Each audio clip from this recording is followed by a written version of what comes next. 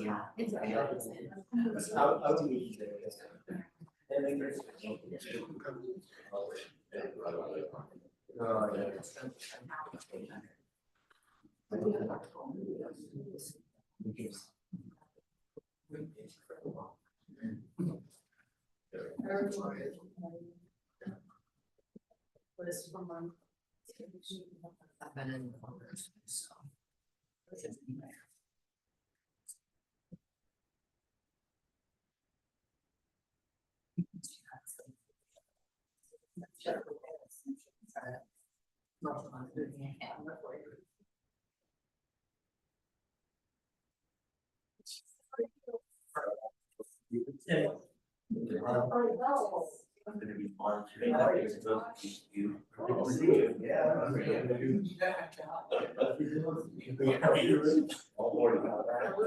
they're all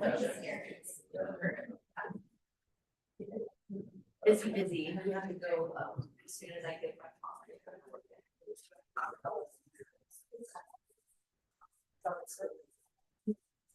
it'll ask you. I don't need it.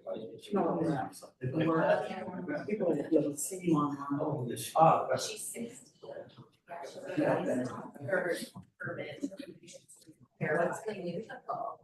It goes. We're live. She's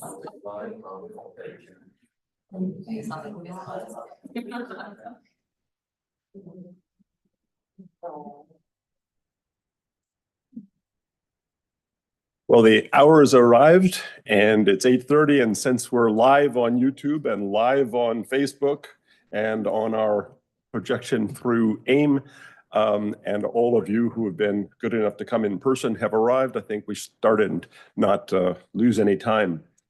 Our goal in all that we do in research and our clinical practice is aimed not at the medical students, the residents, the fellows, the junior faculty with whom we, of course, are focused for a majority, but upon our patients and our patients' supporters and caregivers. And so you are the ultimate focus for all of the information that we develop. And the purpose for this meeting is to sort of update you each year on where we stand and to allow you to ask questions about anything that's been confusing.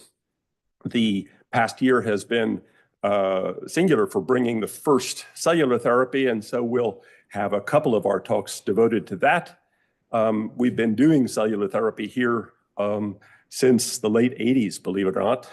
And Ron Herberman, who is the founding director of the Cancer Center, was the discoverer of a cell called the NK cell, and T-cell biologists and T-cell immunologists have been amongst our ranks ever since.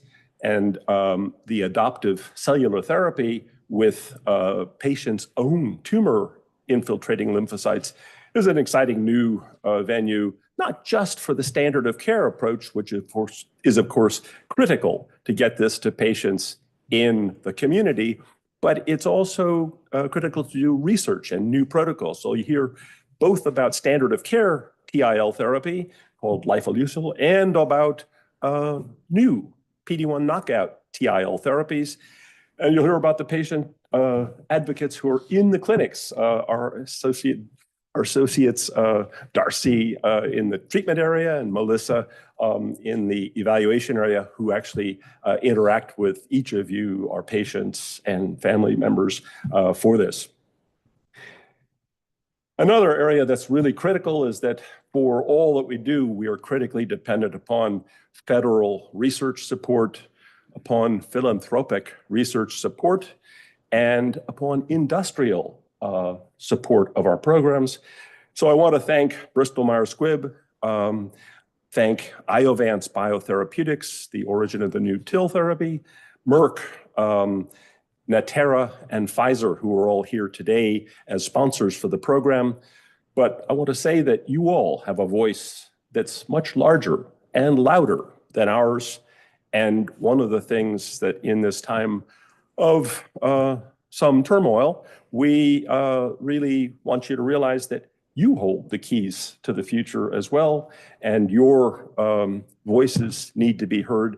And I'm going to leave it there in terms of that, because it's part of our purpose to educate you on what is available, but also to understand that you are critical as our patients and patient caregivers to the impact, which will be felt across the nation and in DC, where it is so important.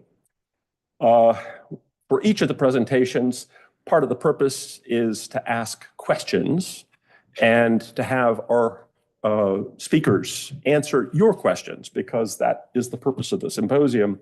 And so we'll break at the terminus of each of the talks, ask for questions here. And I'm told, although I don't do this routinely, that on YouTube, you can put in the questions you have in comments, and in Facebook, similarly in comments. And we have one of our residents who's been good enough to come to the meeting today, who's going to monitor both of those, transcribe them, and get them to the speakers so that your questions can be answered, because that's the purpose of all of this. And so, with nothing more ado, and 4 minutes back on the agenda, I'm going to turn to one of my colleagues, Jana Najer, who is in Chicago today for an academic meeting that she had, an industrial academic meeting she has, and turn the podium to her virtually. Jana, take it away.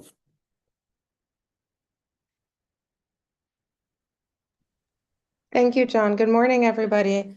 As Dr. Kirkwood mentioned, I'm out of town for a meeting, so I'm sorry I couldn't be there in person. I'm one of the melanoma medical oncologists here at the UPMC Hillman Cancer Center, and I thought it would be very germane to start off by talking about clinical trials. You all hear us talking about them all day, every day, and I think we often take for granted that what we mean is widely understood, and so I was really hoping to go over that today. So throughout history, we know, of course, cancer is not a new problem. People have been dealing with cancer since prehistory, no doubt, but people have been living longer and longer, and the longer we live, the more likely we are to develop malignancy. And our methods of dealing with this initially were quite rudimentary. With surgery, we used to inject bacteria into the tumors, hoping to elicit an immune response. Believe it or not, within the last 120 years, we then became a bit more sophisticated with radiation, with chemotherapy, and then a very, very rapid domino effect, and I mean that in the best way possible, with the development of multiple new therapies spearheaded by immunotherapy in melanoma. What I want to really highlight to you, and this is one of the great privileges of being a melanoma oncologist, of all of the approvals that I've put here for you, showing you the pace at which things have happened. The first for most things in the modern era was in melanoma. The first cytokine therapy, that was high-dose IL-2, eventually approved by the FDAs in the 90s for melanoma. High-dose interferon, developed, of course, by Dr. Kirkwood. Immunotherapies, be it first generation with ipilimumab, second generation nivolumab and pembrolizumab. The first oncolytic virotherapy, TVEC, the first combinations of immunotherapy, ipi-nivo, rela-nivo, the first bispecific antibody, tebentafusp, and the first cell therapy, as Dr. Kirkwood alluded to, lifileucel. Every one of these firsts was in melanoma, and that's something I think about all the time, and I think is really quite remarkable. As the history of cancer therapy was evolving, that really moves in tandem with the history of clinical trials. The first experiments to really resemble clinical trials happened 500 BC, but more towards the modern era, the first randomized trial, and when we say randomization, we mean somebody is getting drug A, somebody is getting drug B, but the decision of what to do is random, meaning which patient gets on which arm of therapy is random, and that's really to minimize bias. That happened during World War II for the treatment of tuberculosis. And even if you were to look back to the mid-1700s, the first trials of an intervention was for treating scurvy on a boat. And so clinical trials are certainly not new, but I wanted to touch today on the modern era. There are a lot of different treatments available for melanoma. We have the wonderful privilege at this point, and most of us trained in the era before we had any of this. When I was a fellow now almost 10 years ago, we were just starting to use immunotherapy, and we were seeing the results of those clinical trials. But as you can see here, we have a lot of different options, and a lot of these options have arisen in the several in the few years prior. So this has really led to a complete paradigm shift in how patients do. The overall survival for a patient with stage 4 melanoma used to be in the order of months. It was, frankly, always a terrible discussion. And we now find ourselves with 10-year survival data showing us that almost half of patients are alive and cancer-free at 10 years. That is remarkable. Needless to say, there's a lot of work to do. We all show up to work every single day trying to figure out how we can extend the benefits of immunotherapy to the 50% of patients who are not benefiting. But that is not the topic of our talk today. Today, I really wanted to focus on clinical trials. And what I want to drive home is, if nothing else, is that we got to the point where we have trials, where we have treatments, excuse me, and where patients are actually surviving because of clinical trials. Every treatment that every single patient has received was tested at some point or is currently being tested in a clinical trial, and that is without a single exception. And so I hope I've convinced you that clinical trials are important, because it is only through clinical research that we gain insights and answers about how safe and how effective treatments may be. And these advances that have led to significantly improved overall survival, survival that was frankly unimaginable a decade ago, is only because of participation of patients in the context of talking about malignancy. And the discoveries arising from these trials have saved innumerable lives. So, what is a clinical trial? Quite simply, it is a way to look at new ways to either detect, prevent, or treat disease. And clinical trials can ask different questions, and they can also have different focuses. But largely speaking, in the context of cancer, in clinical trials, we study either new drugs, new combinations of drugs, or new ways of using currently existing therapies. And the goal of clinical trial is to determine if a particular approach is safe and effective in a certain population. Why would people take part in a clinical trial? Well, of course, there are many different reasons. One is altruism. People take part, and this is always, as a physician, really humbling to see. People take part, in my experience, more often than not, they say, well, even if it doesn't help me, it might help science. It might help move the field forward. So altruism, of course, is a big driver. There's also the chance, depending on the kind of trial, to have access to a treatment to which we otherwise have no access to. So, for example, today you can get ipilimumab and nivolumab, but 10 years ago, the only way you could get ipilimumab and nivolumab is if you enrolled in a trial and you happened to be in the 1/3 of that clinical trial that got the combination. In some cases, there's also potentially added care, added attention from the clinical trial team. And what I mean by that is, if you were to get the clinical trial treatment, you would be observed more frequently for side effects. You may or may not have more frequent blood tests. You may or may not have more frequent scans and physician visits. So we have been involved in a lot of different trials at the UPMC Hillman Cancer Center. And in the very top of the slide, I am showing you the drugs that are currently FDA approved for metastatic disease. And believe it or not, we have been involved in every one of them that I can think of. And the cycle of science is such that once we find that a drug is effective in stage 4 disease, we ask ourselves, might it be effective to prevent melanoma coming back in stage 3 and stage 2 disease? And guess what? We've been involved in all of those as well. And that's really a huge privilege of working where we all work. And I'm just showing you what's FDA approved so far. There is a lot more to come. Myself and all of my partners, Dr. Kirkwood, Dr. Devar, Dr. Luke, Dr. Zarur, we are all involved in a lot of different clinical trials that I hope will extend the timeline you're seeing here with new therapies added every single year. Where does a research idea come from? Usually, it comes from one of two places. It's either the lab or it's from an observation that we make in the clinic. And once we have an idea, and when I say we, I mean a physician scientist such as myself or any one of my colleagues, all of whom do the same thing, or a scientist in the lab, a basic scientist, somebody who studies biology or immunology. Once we have an idea, we test this idea in the lab and in animals. And this is what we call preclinical data. This is setting the stage for taking a specific drug or combination of drugs or old drug in a new way into the clinic. And the treatments then move through a series of steps, what we call phases of clinical trial.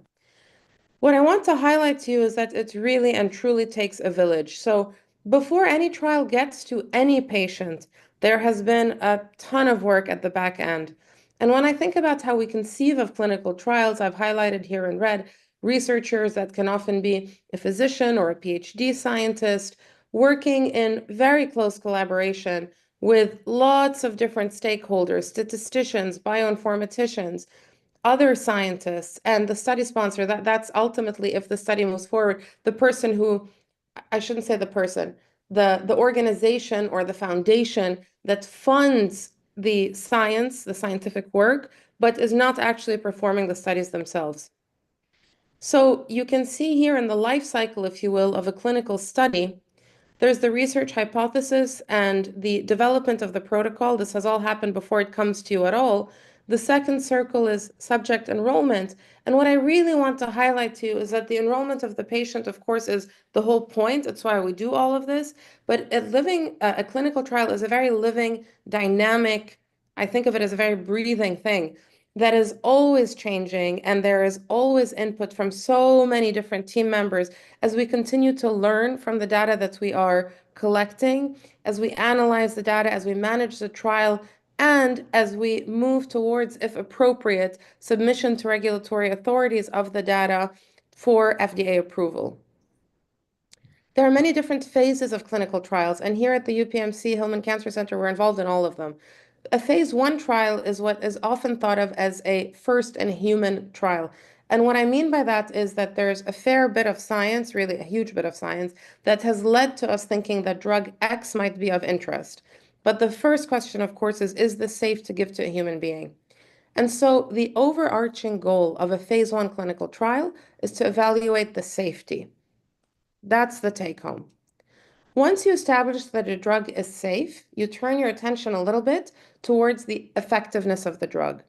A phase 2 trial is really to see if there's a good, robust signal of efficacy of a drug in a certain disease state. For example, immunotherapy X in melanoma. In addition to testing the efficacy of the drug, we further evaluate safety.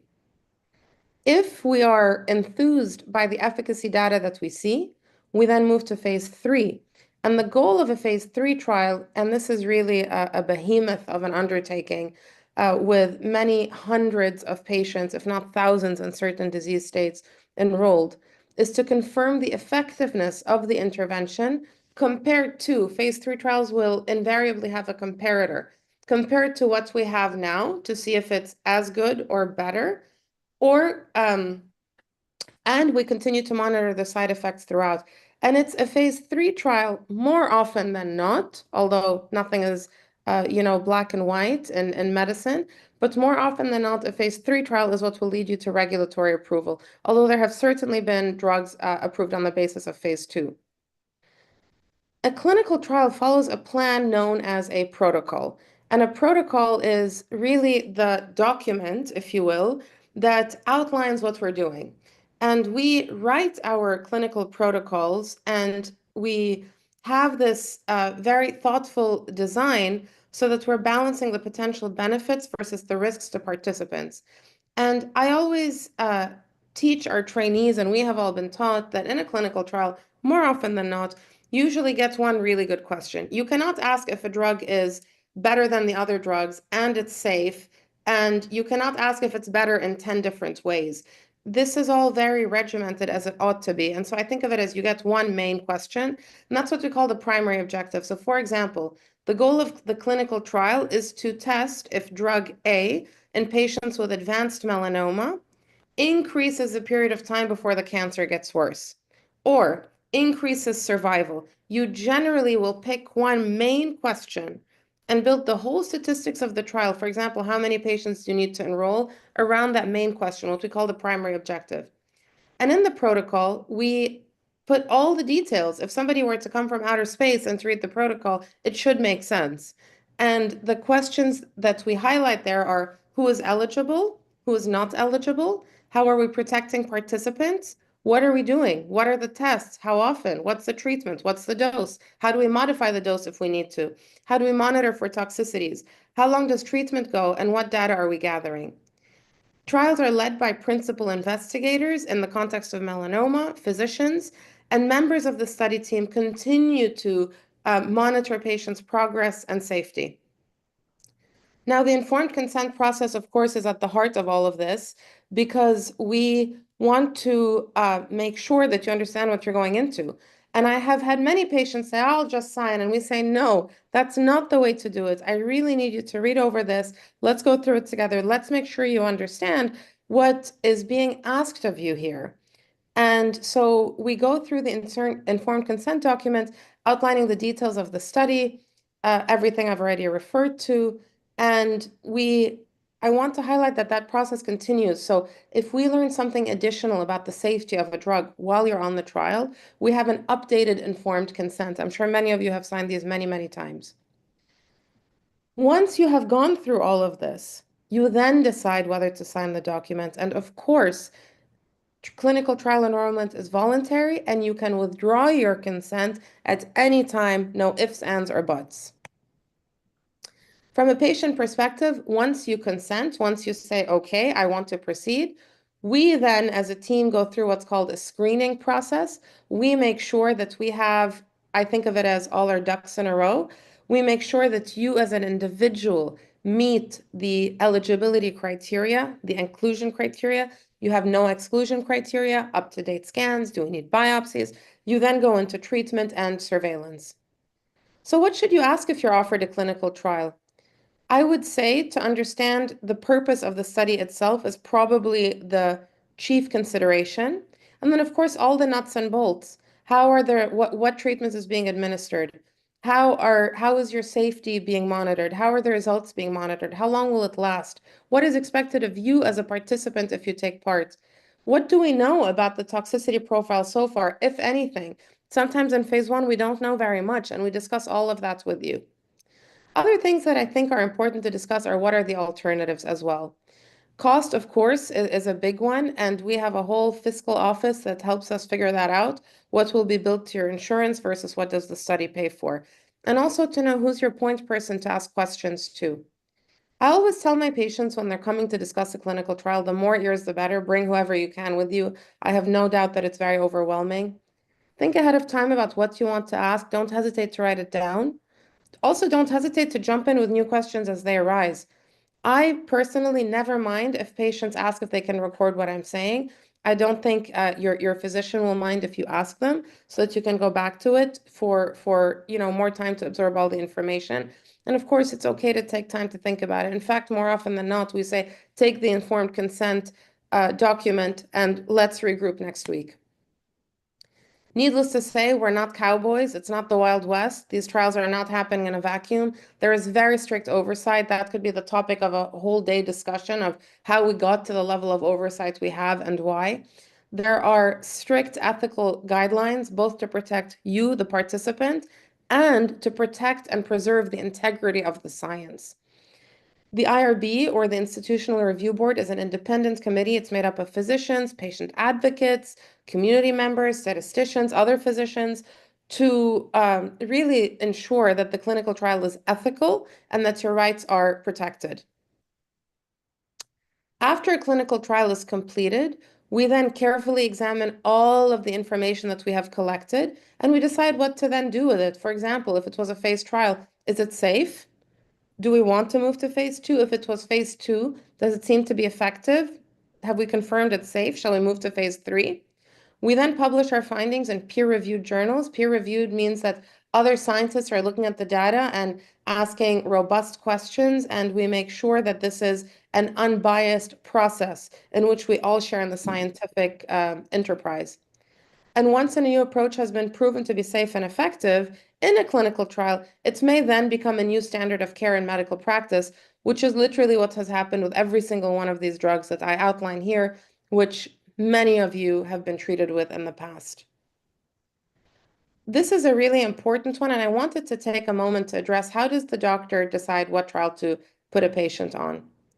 And I tell every patient that while we have reason to believe that a treatment may be effective, and certainly we can discuss why we think treatment X may be effective, we absolutely do not know if it will be effective.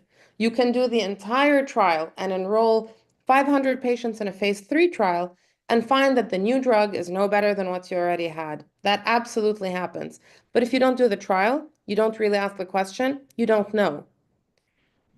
So as a clinical investigator, equipoise is key. And what I mean by equipoise is going into a trial, enrolling a patient, really not knowing which is which is the right answer, if you will. We go into it understanding that we don't know, and that your clinical situation as a patient warrants enrollment in this clinical trial, that we think this clinical trial may benefit you. It makes sense to enroll, but of course we don't know. We consider a lot of information for every single patient. What's the preclinical data? Why are we enthused about this approach? The patient's own beliefs and value system, regardless of the way I feel about it. I vaccinate my own children. There are people in the world who are not into vaccine, and so a clinical trial vaccine, a clinical trial looking at a vaccine is not right for that patient. If I have a patient who's a Jehovah's Witness and they're not going to want blood or platelet transfusions, then certain clinical trials where we know we're going to need those are not appropriate. So we look at the patient themselves, of course. We look at the phase of the trial and where the patient is in their own disease journey. We also look at the anticipated side effect profile if we think the patient will be able to withstand it, and also whether the individual patient meets the inclusion and exclusion criteria. And I want to really stress, and I hope you all know, and Dr. Kirkwood touched on this, we are all here for you. We are here in this with you. And it would be very obnoxious to say we understand what you're going through as patients and as caregivers. We absolutely don't. But we are here every day trying to move the needle, trying to find more effective therapies as we continue to move towards a cure. And thank you so much to every one of you for all that you do in terms of volunteering your bodies, your time, your efforts, your resources to help us to advance science. And with that, I'll be happy to try and answer any questions that I can.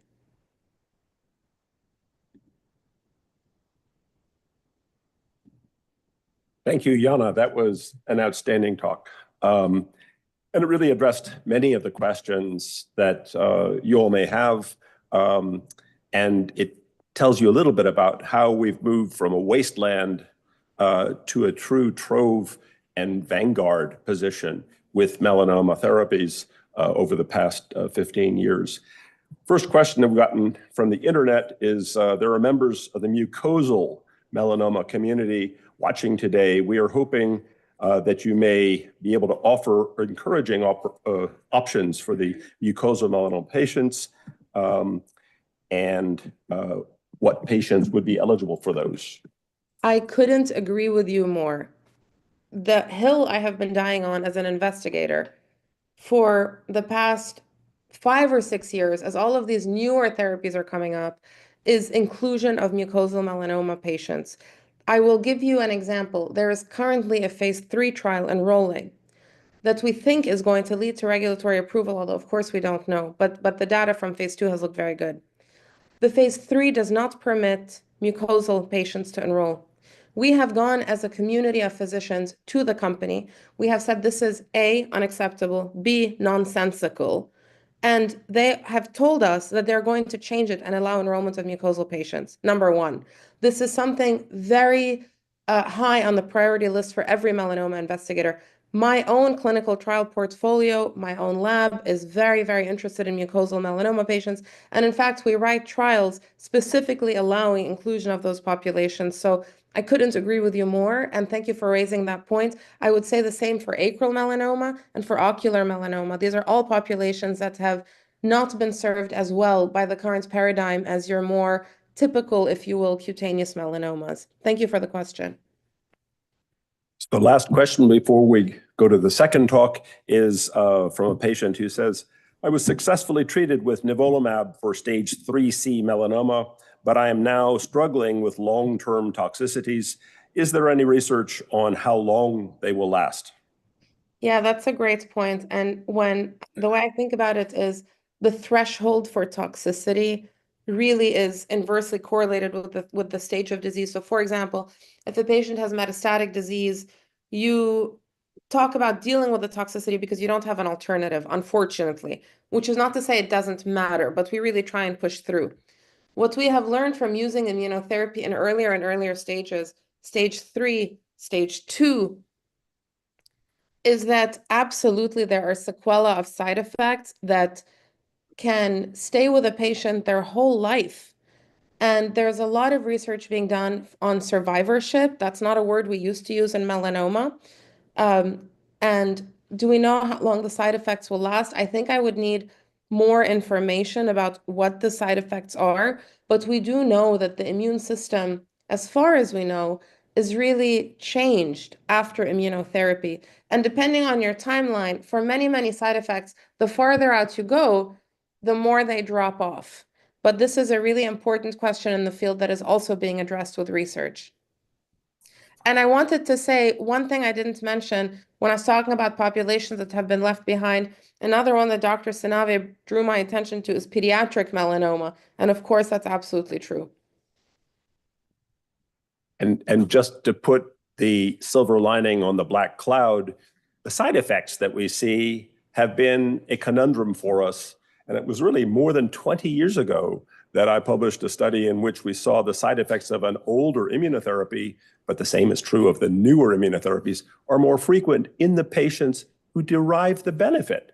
So survivorship is often correlated to the presence of these toxicities, which may not make the toxicity any better, but at least the fact that it is associated with benefit tells us something that's important. And so with that, Jana, thank you so much. And we will proceed on to Melissa Wilson, who's our lead PA in the melanoma program and has been a compatriot of mine for 22 or maybe 23 years now. And so welcome. No, you're obviously very young. Thank you. Some of us are old. Okay. Hi, everyone. So I wear a lot of hats.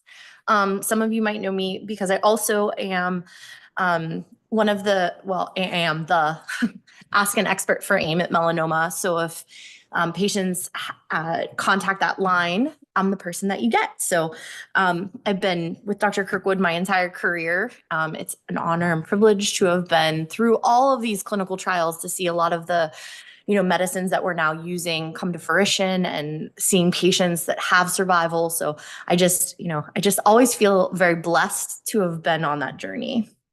So what I'm going to talk about today is really exciting. So as you all know, and it's already been alluded, we have the first cellular therapy in melanoma, which is TIL therapy or tumor infiltrating lymphocyte therapy, also known as Lifileucel by Iovance. We're going to just talk a little bit about what is this therapy? What does it mean from a patient perspective? Oops, wrong button. Okay, so I guess where to start is what is TIL therapy? So TIL therapy is a little bit different from what we generally know from immunotherapy. So immunotherapy, historically the checkpoint inhibitors, is where you use a drug to influence the immune system to do something else. So we're engaging the immune system to create a response in another place. The difference is TIL therapy is actually a cellular product that uses and administers actual immune cells that are unique to the patient in order to cause activation of the immune system. So one of the more important players in that process are the lymphocytes. So we're actually using lymphocytes that have somehow managed to make it to the tumor, which is great because now they're recognizing and mingling with those tumor cells, and they take them out of the patient where they harvest a tumor. They get sent to a lab, and we grow lots more of those specific tumor-specific lymphocytes. And then after a little bit of lymphodepletion, because we have to get rid of the lymphocytes that don't have that instruction to kill the tumor, then they get reinfused back into the patient. They get boosted with a drug that's called IL-2. And then once the patient recovers, they get to go home. So we'll talk about, this is like the general overview of what TIL therapy is. So how well does this work? So I got this actually right off of the Iovance website. The overall response rate was about 32%. I will tell you though that this is in multiple lines of therapy. So these are patients that have failed conventional standard of care drugs. And so even though a patient might look at this from a perspective of, oh, 32%, that's not that high. This is a patient that has actually had multiple treatments that have not already worked for them. So this is actually quite a great response rate for a patient in that type of situation. I will tell you, when I first started working in melanoma, those response rates for patients that had made it past the first or second line of therapy were like in the teens or even worse. So, having this response rate for patients in a refractory setting is quite impressive. Of that 32%, 27% had a partial response, which means that part of their tumor went away, but maybe not completely away. And they had 4% of patients with a complete response. And this amazing outcome is what led eventually to the FDA approval. One of the questions that we get a lot in clinic is, how long does this take to work? On average, we start to see responses in about 6 weeks. However, that can take a little bit longer in some patients. It can happen a lot sooner in some patients. One of the things that I wanted to, and this is something that we tell our patients is, they think, oh gosh, I'm going to be in the hospital for a couple of weeks. What in the heck should I do for that? We try to prepare them for their stay in the hospital. So a couple of tips that we say is, make sure that you bring some activities to do while you're there. You're going to be there a while. Days are long. Now people are going to be coming in and out of your room, but you certainly want to bring some activities to stay entertained while you're in the hospital. You also want to make yourself feel as comfortable as possible. Bring your favorite blanket, bring a pillow, bring, whatever it is that makes you feel most comfortable. Patients always ask about what they can wear in the hospital because hospital gowns are terrible. So I just always encourage patients to ask, what are the policies for wearing pajamas or loungewear? Everything has to be accessible. So like your chest still has to be accessible in case you need an EKG, or they need to access a line. They need to be able to get to your arms so they can put IVs in. So just making sure that you're being cognizant of the things that you have and bring with you. You also want to make sure that you share your caregiver's information. A caregiver in this process is extremely important. You want to know how to get a hold of them. So make sure that you let all of the care team members know how they get a hold of your caregiver when they're not there. And obviously ask for help. Everyone from the medical assistants, the technicians, up to the physicians are all there to help you. So you want to make sure that you ask for help. So how do we find out who is eligible for TIL therapy? So this is a little bit complicated because there are certain things that are,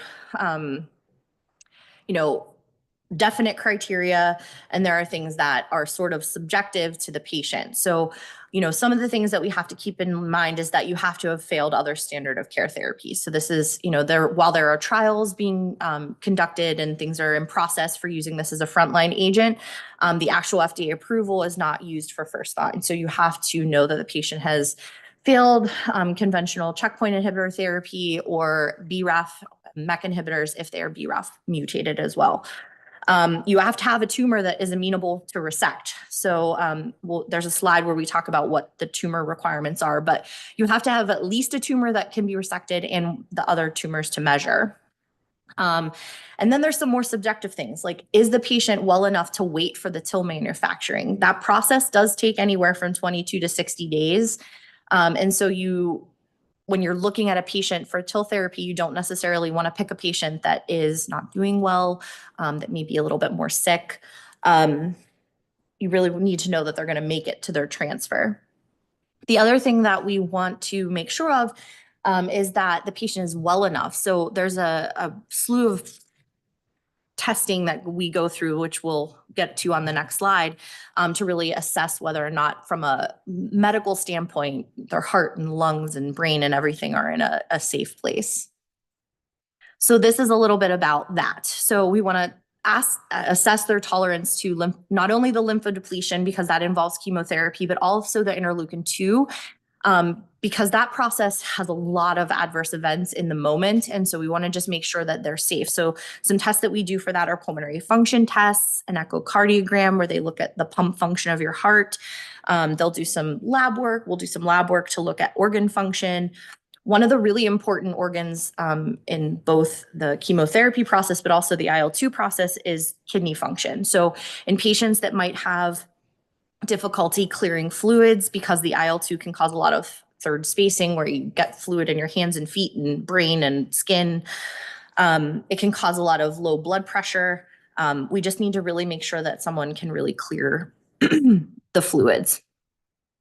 The other thing that we take a look at is brain metastases. So while TIL therapy allows for patients with brain metastases, we do find that these need to be treated. So, with radiation therapy or resection, they need to be very stable.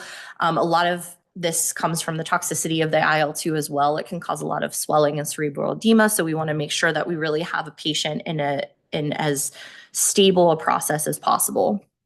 Some other things are that we shouldn't be on more than 10 milligrams a day of prednisone, as that is a immunosuppressant. So we don't want to do that when we're trying to engage the immune system. We think about things like live vaccines, and the recommendation is that there shouldn't be any live or attenuated vaccines either 28 days prior to starting the lymphodepletion or 3 months after the last dose of IL-2. The other thing that we take into consideration is bridging therapy. So because we resect the tumor and then we have to wait for that product to be made, we have to think about, like, how do we make it through that maybe month or so in between. And so you look at bridging therapy. If someone is BRAF mutated, we use that a lot of times.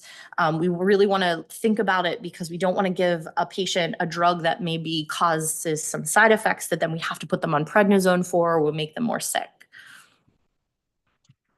Here is a little bit about the tumor requirements. A tumor, in order to be harvested for TILs, has to be at least 1.5 centimeters up to 4 centimeters. A lot of tumors that are bigger than 4 centimeters have a lot of necrosis because they're so big that their blood supply isn't enough. And so they start to kind of die. And when that happens, there's not as great of a lymphocyte response in those types of tumors. You can also, if you don't have a tumor that is 1.5 centimeters, you can take a few little smaller lesions. That will be helpful to get to that sort of total volume. Once the tumor is harvested, they take away all the necrotic tissue because they don't need that and it's not helpful. And then it's sent away to the lab. Again, the average time to get the tissue ready for infusion is about 34 days. It's also preferred that the tumor that is harvested has not been injected or radiated previously, because again, that lymphocyte count and having those T cells in the tumor is what is the most important thing for this product. So once we harvest the tumor, about 7 days prior to the TIL infusion, the patient will be either admitted into the hospital, or there are actually some institutions that are giving the chemotherapy outpatient. Ours is not one of them. We do our inpatient chemotherapy as part of the admission for the TIL infusion. The most common chemotherapies that are used are fludarabine and cyclophosphamide. The chemotherapy can last anywhere from 5 to 7 days, depending on how fast your lymphocytes get depleted. One of the things to look for or to expect as a patient is that they are going to want central access. And what that means is either a PICC line, which goes in your arm, or a catheter that is bored underneath the chest into the central circulation. That's something that can be removed or will be removed most times whenever you are finished with the TIL infusion. And that's something that sometimes we forget to tell patients, but I think it's important because, there are some patients that actually have to have a catheter in their neck. And so those are things that, patients need to prepare for. Some of the side effects of the lymphodepletion can be obviously that the blood counts go down. That's actually kind of the goal. There is some nausea and vomiting, some diarrhea. Those are all very well managed, it seems, with some of the medications that we give as pre-medication. Fatigue that kind of comes from the counts going down. And then one of the other side effects that is commonly reported is cystitis, which is an inflammation of the bladder, but making sure that the patients are very well hydrated and making sure that we empty our bladder frequently can sometimes help with that. So when it comes down to the actual TIL infusion, this happens once the lymphodepletion has been achieved. There will be some pre-medications given. Usually it's some type of antihistamine and some acetaminophen. The actual infusion of the TIL product takes about 90 minutes, and it will be anywhere from 1 to 4 bags, depending on the product that is made. It's very uncommon actually to have side effects during the infusion of TIL therapy. It only happens in about or less than 4% of patients. There is something that is called cytokine release syndrome. It can happen. It's actually kind of like a global histamine rush where patients have changes in blood pressure, sometimes shortness of breath, some flushing. It can be a very serious reaction, but this happens very rarely here. In terms of the IL-2 therapy, this actually happens after the TIL infusion. Normally, patients will get 6 doses. It's given every 8 to 12 hours IV. As someone who has experienced IL-2 as a therapy, this is actually a much more easily tolerated form of IL-2. It's not the full bore dosing. You will get anywhere from maybe 3 to 6 doses over 3 days. It depends on really how you tolerate it. Sometimes we have to stop early if there are significant adverse events. We've seen, a lot of third spacing. So patients, I think the most I've ever seen someone gain fluid retention is about 25 pounds. And that fluid retention can happen, in your legs and your arms. It can happen around your lungs. That's called pulmonary edema. It can happen in your brain. That's called cerebral edema. And if those types of things happen, they're a lot more serious. But that's why we give this product inpatient. And it's the reason, folks that are on the oncology floor are very well trained to handle these types of toxicities. But some of the other things, it can cause hypotension. So that's why they give fluids. And that's why renal function is super important. It can cause some racing heart or tachycardia. It can cause some nausea and vomiting. We've seen rashes develop.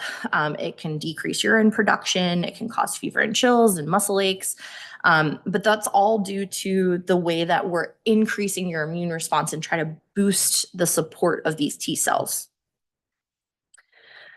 Some of the things that happen then after treatment is that because of the lymphodepletion, we will find that most patients will require support for prophylaxis to avoid infection. So when we drop counts to give the TIL product, it makes the patient more susceptible for fungal infections and bacterial infections. And so there are drugs that we give to help prevent that. So antibiotics is one of them. They should be started as soon as the onset of the low white blood count occurs, or when the ANC, which is the amount of neutrophils, drops below 500.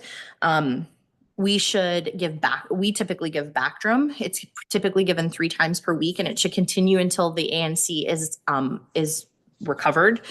There are recommendations that state that it should be given for 3 to 9 weeks. But honestly, I think that we just in our institution, and that's very institution specific, give it until the counts recover. There are also antivirals. The typical antivirals that we use are acyclovir or valacyclovir. And then antifungals are typically fluconazole. And again, these patients will stay on these medications until their counts recover. So when do I get to leave the hospital? That's the number one question that patients ask. So patients are discharged when not only their counts recover from a hematologic perspective, they are, their hemoglobin, hematocrit are at a level that they feel safe. Platelets are a level that the inpatient team feels are safe. But also once they recover from some of those IL-2 toxicities. So, if a patient is having a lot of shortness of breath and has an oxygen requirement, we really don't want to discharge them home until they, are able to sustain a good oxygen saturation and the team feels safe. This is typically about 14 days after the TIL infusion. I will say that we've had a few patients that have been discharged sooner than that, but certainly 14 days is a good starting point. Some of the things that patients need post-discharge, however, we've had to infuse platelets, sometimes red blood cells for the hemoglobin and hematocrit support, and sometimes hydration. So those are things to kind of look for when you go home. There are some really great resources that Iovance provides on their website. There are links for financial assistance, which include copay assistance for patients that don't have insurance. There's also some support for transportation and housing assistance, because since there are specialized centers throughout the country that are trained and are certified in giving this tumor infiltrating lymphocyte therapy, sometimes patients have to come from a far distance. And so that becomes a huge issue for patients that maybe live several hours away. And then you can also call the case manager, and I put the telephone number here on the slides, because they can also help you with additional resources that may be needed. But all of this can be found on Iovance's website. It's iovancecares.com. And that is it.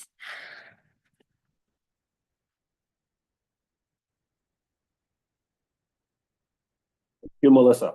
Mhm. Any questions for Melissa? Oh, no. Okay. Are there questions from the room? Our goals are obviously to have new treatments that are standards of care, but obviously they're also to do new protocols. So some of these may relate to both the protocol therapy and to the new trial therapy. So the one question says, like, what side effects can the TIL therapy cause in the lung? It's not so much the TIL therapy, I think, that causes the side effects. It's really the IL-2, it seems like. So some of the things that can happen, if in that third spacing, the fluid decides to stay around the lung, patients can get short of breath and require oxygen for a period of time. But the one thing that I just want to point out is that those are temporary. So as the IL-2 sort of works its way through the system and things kind of wear off, certainly that is not typically a permanent problem. And the second question was, can you explain why TIL therapy is only available presently as a second, third, fourth, or fifth line? And this is because that's the way the trial was done. Yeah. The original trial was only done in people who have had one. In our trial, it was actually average of 4 prior treatments. In the future, this will be an option, and we'll come to that probably related to the new discussion of the PD-1 knockout. And actually, I think it happened because of the fact that we already had the checkpoint inhibitors whenever this started to go into trial. So. Yeah. Thank you, Melissa. You're welcome. Melissa's daughter has a dance competition, so she is zipping out of here for that. So we'll introduce Darcy now, who will talk about new protocol therapy with TIL, and we'll come back. Yeah, please.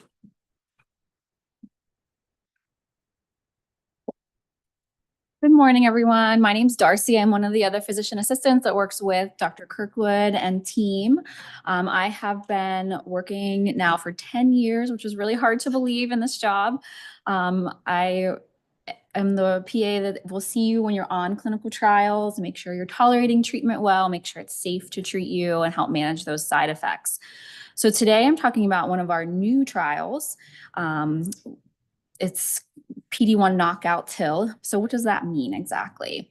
These are just my objectives.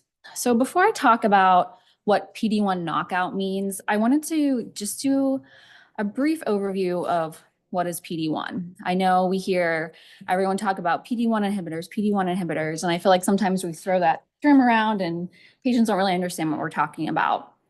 So before we talk about how we're going to modify PD-1, I just wanted to overview PD-1. So we think about this as the brake for the immune system. So PD-1 is actually a protein on our immune cells, and it binds to the PD-L1 ligand on cancer cells and normal cells and tells the T cell to leave the cancer alone. So when we give patients PD-1 inhibitors, as you can see in my little graphic here, that binding, as you can see on the right, doesn't occur. And so that allows our T cells to fight those cancer cells. So what is PD-1 knockout? So PD-1 knockout TILs are a TIL product that has undergone genomic editing to disrupt the gene that encodes PD-1. So on this graphic here, you can see exactly what Melissa just went over. We're going to have our surgical resection and isolate those TILs. And then there's an extra step involved in this trial where we actually take out the PD-1 and then give the cells back. So if these T cells don't have the PD-1 protein, then they can't be turned off by the cancer. A little bit more detailed graphic here. You can see on the right, again, this IOV-4001, this is actually the drug that Iovance, the name of the drug that Iovance is using. And these T cells are, I'm sorry, the PD-1 is inactivated on these T cells. So this gives our immune system an extra chance at fighting this cancer. So the theory behind this, and I'll go over the goals of the trial in a couple slides. So, but this makes the PD-1 knockout TILs more effective at fighting the cancer. In mouse models, the improved anti-tumor activity was observed compared to a traditional TIL. And I actually have that on a graph here as well. This is from Iovance as well. You can see this yellow line as patients without no adoptive transfer. The one I want you to pay attention to here is this red line. So the tumor volume of the knockout TILs has decreased compared to both mock TIL and mock TIL with a PD-1 inhibitor given, so systemic infusion like we do for everyone. So this is in our mouse model. This is some of the preclinical data that Dr. Najjar talked about that was the pre-research for them to develop this trial.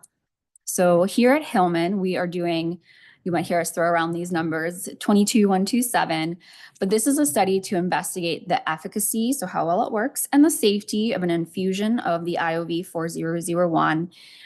This trial is actually for adults with unresectable or metastatic melanoma or stage 3 or 4 non-small cell lung cancer. So it's looking at both. I'm just going to talk about the melanoma portion of it today.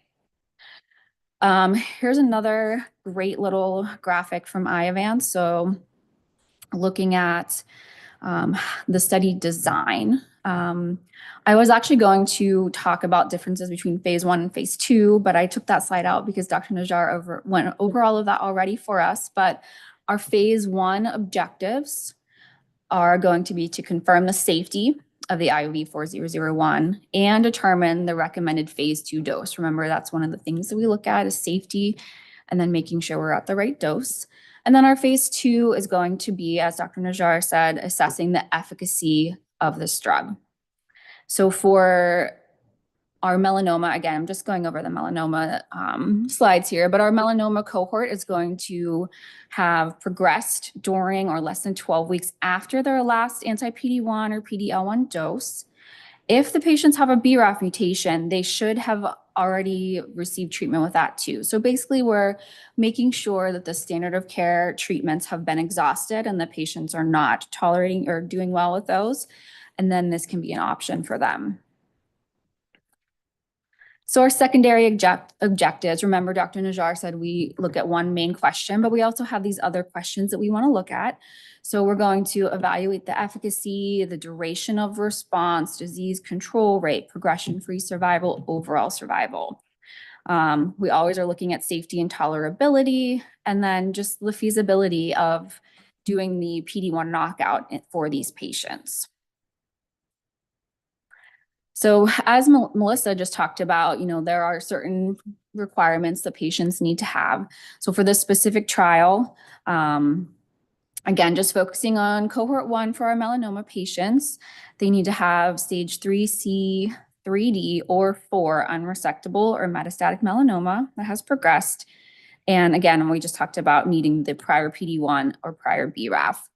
This trial is only open to patients greater than 18, equal to the ECOG PS, that's their performance status. So we want patients to 0 to 1 means that they're doing well. They have, they're healthy enough to tolerate these treatments, which can be difficult at times, and have a life expectancy of greater than 6 months. Again, we need to have at least one resectable lesion that has to be greater than 1.5 centimeters, so same as the standard of care dosing. And then we also have to have at least one lesion that's considered RECIST measurable. So RECIST is the objective way that we assess our patients' scans on a clinical trial. So for a solid tumor, that needs to be greater than 1 centimeter in the short axis, or if it's a lymph node, it needs to be greater than 1.5 centimeter, a solid tumor greater than 1 in the long axis, and a lymph node greater than 1.5 in the long axis. Cardiac functioning is required. Pulmonary testing may be required. Again, as Melissa said, we need to make sure that your lungs are able to tolerate any of these side effects you may have. Unfortunately, the uveal and ocular melanomas are excluded. Hopefully that's something that we can expand to in the future. Again, symptomatic untreated brain mets are excluded. If the patients have a history of brain mets that have been treated and they're stable, those patients would be allowed on. Prednisone steroid therapy, again, needs to be below the immunosuppressive dosing. Any form of primary immunodeficiency will be excluded. And then we also have no other primary malignancy within the prior 3 years. So our trial schedule is going to be very similar to the regular TIL, where we'll get our same screening, labs, the physical exam, pulmonary function tests if they're needed. Some patients will need eye exams, cardiac testing, and CT scans. And these give us a good baseline so that if things change, we have something to compare it to. Then we'll go into the surgical resection of the tumor.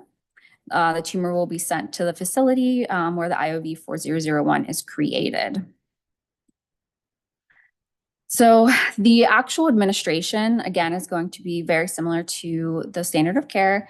We have admission to the hospital for our myelolymphodepletion, then the single infusion of IOV-4001, IL-2 administration, and then close monitoring during the admission. So I've found a little graph in our clinical trial that kind of gives you a good pictorial. So day 0 is what we call in the trial the TIL infusion. So that's when you're getting the PD-1 knockout TIL.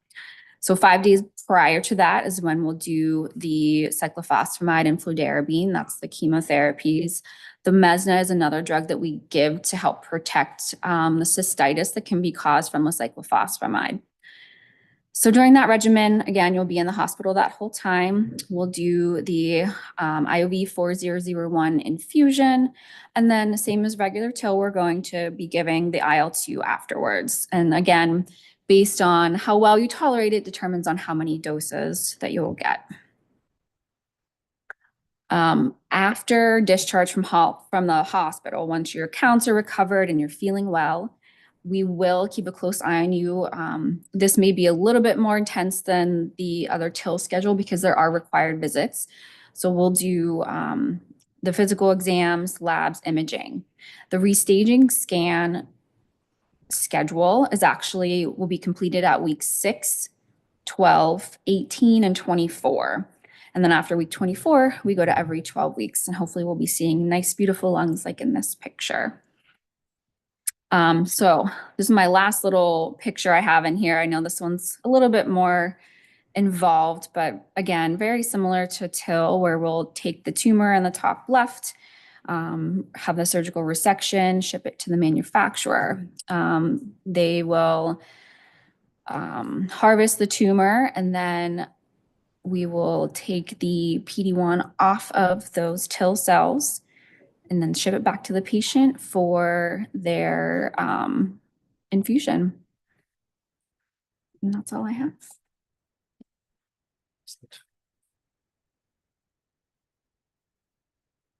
Thank you, Darcy. So this is the new protocol that's up and running, and slots for it were originally going to be few and far between. They are actually now ample. And so we are ready to enroll patients in this. We've already treated 10 on the standard of care TIL, but we'd love to do better than the 32% that was already mentioned. That's the goal. And so we enlist your involvement. Questions? If not, I'm going to give you one that came in after the last module, which was a little bit of a tinderbox, but I'm going to mention it anyhow.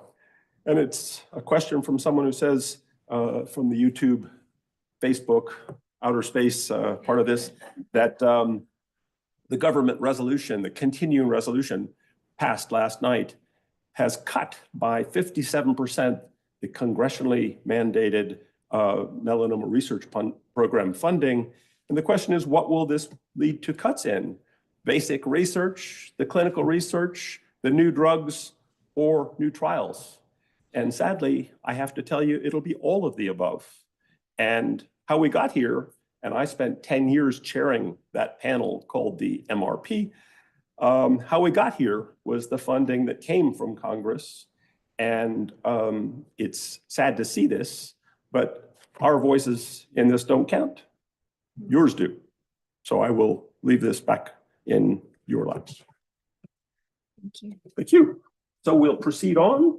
And Mary, who is going to talk next, was one of our first data managers in the melanoma program here. And what she'll talk about is something that we talk with every single patient at the initial visit about. And this is becoming a part of the biospecimen repository and the protocol we call 9699, because it was the 99th protocol I wrote in 1996. So you know how we got our numbers. But it's also one that occupies our lab, and we have our new lab manager, Tony Lynn Baranowski, in the back.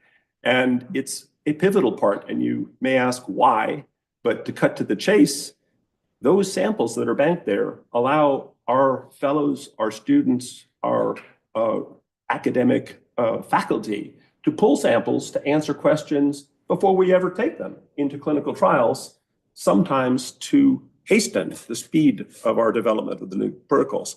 So Mary, thank you for talking. Thank you. Thank you for having me. So I have given this talk in the past, so hopefully this, with the stage set by Dr. Najjar with the overall summary of what clinical trials are, followed by Melissa and Darcy talking about our current TIL trials, kind of ties it all together, and you can kind of see how we do this in practice from the theory. So I will be talking about the tissue banking. Samples are only part of the issue, but what about the data? So to set the stage, what is tissue? So we're all on the same page. A tissue is a group or layer of cells that work together to perform a specific function. When you think of tissues, you probably think of tumor, which is absolutely correct, but tissues also include things such as blood, urine, stool, and other organ tissue. And in our research side of things, we refer to these tissues typically as biospecimens or correlative samples when we're conducting our research. So why is this important? So clinically, we use tissue to make a cancer diagnosis. So we need to know what type of cancer you have to treat it appropriately, what type of melanoma to treat. So on the research side, again, we use this tissue to find ways to prevent, diagnose, and treat cancer, ultimately through clinical trials. And we need a lot of samples. So if a researcher is interested in a particular type of cancer, or for example, melanoma, if you are interested in mucosal, you need to make sure we have lots of samples from different patients to do this research. So it takes often a long time to collect a lot of samples and a long time before we have results from any research that we're doing. And then we store tissue in what we call a tissue bank. So a tissue bank is just a facility that organizes these samples, stores them, distributes them to different researchers, and these tissues are often used for basic science and then later translational research. So taking research from a lab, translating it to a clinical trial for a patient and then to get treated. And by studying these tissues in the lab, we can discover biomarkers and different molecular signals that we can then use to learn how cancer works and how we can get better treatments. And often basic science, so that preclinical testing that Dr. Najjar was talking about really begins with tissue from these tissue banks. So here at Hillman, we have two really important tissue banks, as Dr. Kirkwood alluded to, 9699. This is open here at our different cancer center locations and has been open since 1997. We have over 7,500 patients who have consented to this tissue bank and have given us samples as part of this study. And then we also have 16055. So this is open here at Hillman and also across locations in the United States and Australia. So again, we need lots of samples. So if we open these tissue banks across different locations, we can increase the speed of actually collecting the samples and the number of samples. And 16055 is graciously supported through AIM at Melanoma. So thank you to them for that. So now we have this tissue, what do we actually do with it? So again, we use it to determine how well patients respond to treatment, how well treatments work, all of those different things about why are we using treatments, how can we get new treatments approved. So typically we develop a theory and we use the tissue to help confirm if we're correct. And research with molecular testing has really resulted in us being able to find the unique features within different patients' cancers to lead us to the personalized or precision medicine. So for example, BRAF and RAS, these are common mutations found in melanoma. So we have the tissue. What are we really looking at in the tissue? And that's something we call biomarkers. So the American Cancer Society defines biomarkers as genes, proteins, or other substances that can be tested to reveal important details about a person's cancer. So these are things like proteins, DNA, metabolites, cytokines. So all of these different things we can find in the various tissues that we've already talked about. So tumor, blood, stool, saliva, all of these things we can see the biomarkers in. And then we analyze these in the lab using various equipment and testing. So DNA sequencing, immunoassays, different PCR and microscopy.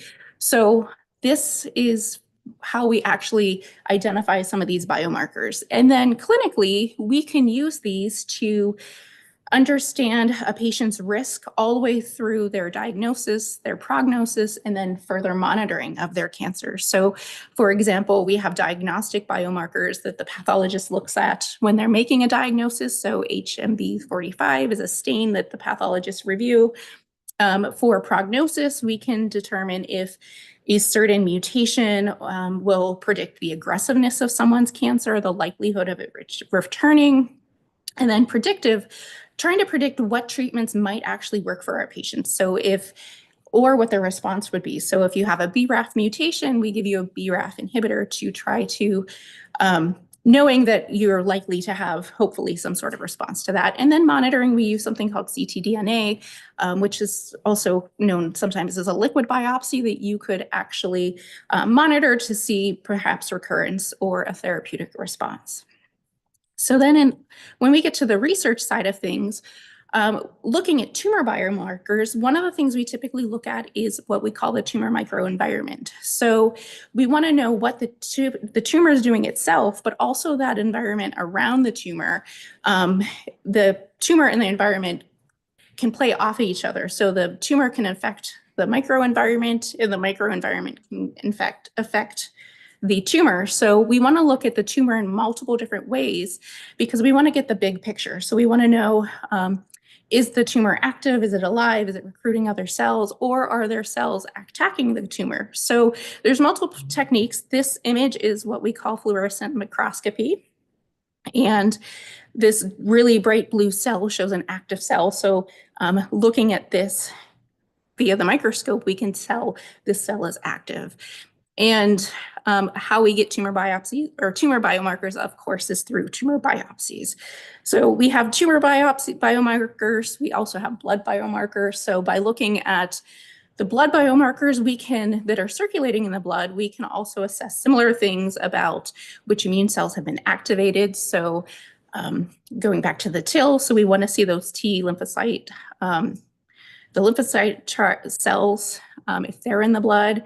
We can assess response to treatment, predict toxicity. So we want to make sure we know what kind of toxicities a patient might have, monitor for recurrence, and then really just understand how the body metabolizes a treatment, so how well it will work, what it's actually doing. And of course, blood biomarkers are coming from blood draws. We have an example of a study here from one of our tissue bank trials that used blood biomarkers. So this is one that I believe Dr. Kirkwood worked with. So they were looking to see if biomarkers are associated with immune-related toxicity, as well as progression-free survival and overall survival in patients being treated adjuvantly with anti-PD-1 therapy. And so their conclusion by looking at these biomarkers were that there were various biomarkers that were elevated when patients had immune-related adverse events. Also, there were different biomarkers associated with overall survival and progression-free survival. So this ultimately tells us, one, we need more research, but ultimately, hopefully, we get to a place where we can make better treatment decisions based upon our individual patients from these biomarkers. And then as a sneak peek, we have a really exciting study coming up soon, 25009, continuing with the study numbers here. This is a study of Dr. Kirkwood looking at the immunological effects of a combination of anti-LAG-3 and PD-1 for first-line patients. It's a corollary study, so it is a companion study to a treatment study, and we will be looking at both blood and the tumor microenvironment, so kind of pulling it together, how we use these collectively. And then something you might not think of is imaging biomarkers. So imaging biomarkers provide a really valuable information about the disease itself, progression, response to treatment, and it's a non-invasive way to assess tumors within the body. So 20049 is a study of Dr. Devar that is now close to accrual, but this had a sub-objective of looking at this RAG PET scan to correlate with pathologic response and other biomarkers in neoadjuvant treated patients. So this image is not from Dr. Devar's trial. However, it's here just so you can kind of see that looking at our typical PET, which is the FDG F18 on the left, and then looking at this RAG PET where you're seeing the same tumor, but it's lighting up in a different way so that they can assess these biomarkers. So again, trying to pull this all together, these biomarkers lead us to these clinical trials. So this is a snip from Dr. Kirkwood's 18071 trial where you're looking at tumor biopsies, these blood draws, and then RECIST, which is not a biomarker in this instance, but a way to look at the disease to get that overall picture of what's happening with these patients and how we're going from looking at the science to a treatment with our patients. So this, again, leads us to clinical trials, which Dr. Najjar explained to us already, but these are written, again, by the researchers and the biostatisticians to really answer a question. And as she noted, typically we have one big question that we're trying to answer, and we use objectives and endpoints to do that. And then, as she also alluded to, many times we are looking at the safety and efficacy of these treatments. And the safety are the adverse events or the side effects, and the efficacy is the disease response. So again, trying to give you the practical application of this. We have to collect the data. So we collect the clinical characteristics of our patients, so age, gender, date of diagnosis, because we want to make sure we are comparing groups of patients, because a treatment might work great in one population and not well in another. So we're also collecting cancer information, mutations, prior treatments, medical history, medical problems, medications, all trying to see if any of these things are influencing a patient getting the treatment on the trial. So for data, this is just an example of how we kind of correlate the patient characteristics with the different arms in a particular study to tease out, the different groups. So going back to the tissue banks are really well organized, because if an investigator wants a sample, we need to know where it is, what type of sample. So again, if you are looking at a specific patient population, we know we have X amount of samples for X diagnosis. So we're looking at sample identification, so having a really well-defined identification process, knowing what kind of specimen it is. So is it tumor, is it tissue? or tumor? Is it blood? Is it stool?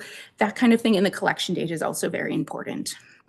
This is an example from a database, what kind of data we collect. So the anatomical location, the tissue type, the diagnosis, the clinical aspects of that. So the breast low depth, ulceration, if those things are known from the pathology, those are the kind of things that we're collecting for an example for a tumor. On the clinical side, looking at clinical trials for safety, we look at adverse events, which again are these side effects. So our investigators are trained to really look at each adverse event and determine if it's related to treatment or not. So we start always with the event term. So what is the adverse event or side effect the patient's reporting? And we collect every side effect. So if you trip and fall down the stairs, we report that as not a side effect, but we report that as an adverse event on the trial. We use a standard method to grade these. It's a tool so that we are using a consistent method across all patients and all trials, all diseases.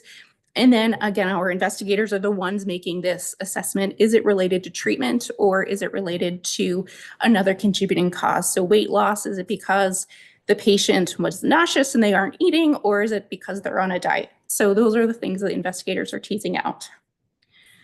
From efficacy, we're looking at disease response. So is the disease getting better, staying the same, or getting worse? So when Melissa was presenting, she showed the overall response was 32% for the TILs, and that she had a partial response and a complete response. So this is what this is showing. So in this example, we're taking the radiology scans where within the red, we have the tumor, we're measuring it, and then we're using this RECIST that Darcy alluded to ensure that we are collectively looking at all these tumors in the same exact way, measuring them, and then we get our response. So in this example, this patient had a partial response because their tumor decreased by a certain percent.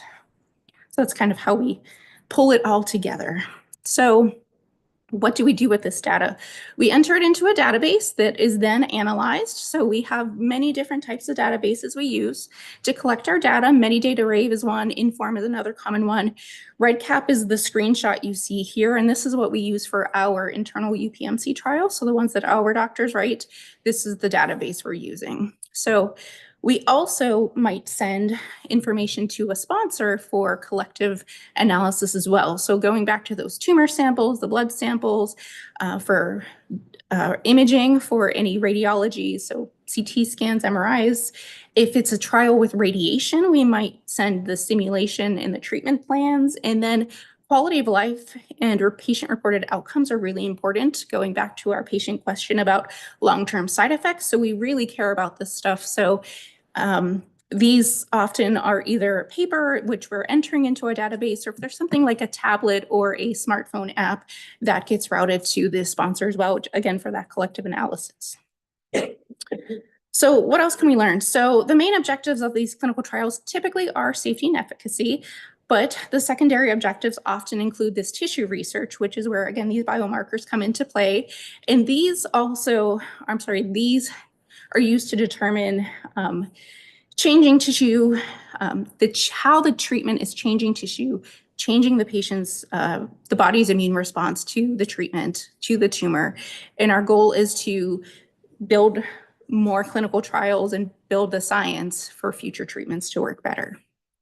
So again, pulling it together, the data is correlated from tissue, is correlated with the clinical information from the patient. With the help of the biostatisticians, we collect an analysis of this. So we're looking at those different characteristics, the tissue, and ultimately we are reviewing this in the context of the objectives to see how well the treatment worked if we met those objectives. So this leads to the new treatment approvals. When statistical analysis shows the treatments are safe and effective, we submit for the FDA approval. The FDA has a very, very thorough process for reviewing data. They'll come on site and confirm we followed the protocol, the data that was entered was accurate. And then ultimately, hopefully we have new treatments approved. And as previously mentioned, the work we do here absolutely translates to these new treatments. You've seen from Dr. Najjar, all the different trials we've worked on. So here's an example of all the different drugs that have been approved, and we've worked on trials for most of these agents. So as a summary, just why should you give tissues? Because it contributes to the advancements of science. This is really where we base our research. We start with these tissue, and this leads to our clinical trials and treatments. So you can help us find a cure. You can help drive future research. You can take an active role in your healthcare and learn more about melanoma and the treatments. And this, as Dr. Najjar pointed out, is always voluntary, so you can always withdraw your participation. So with that, thank you to everyone who's participated in our trials, given tissue for our tissue banks, and without you, none of this is possible. So thank you.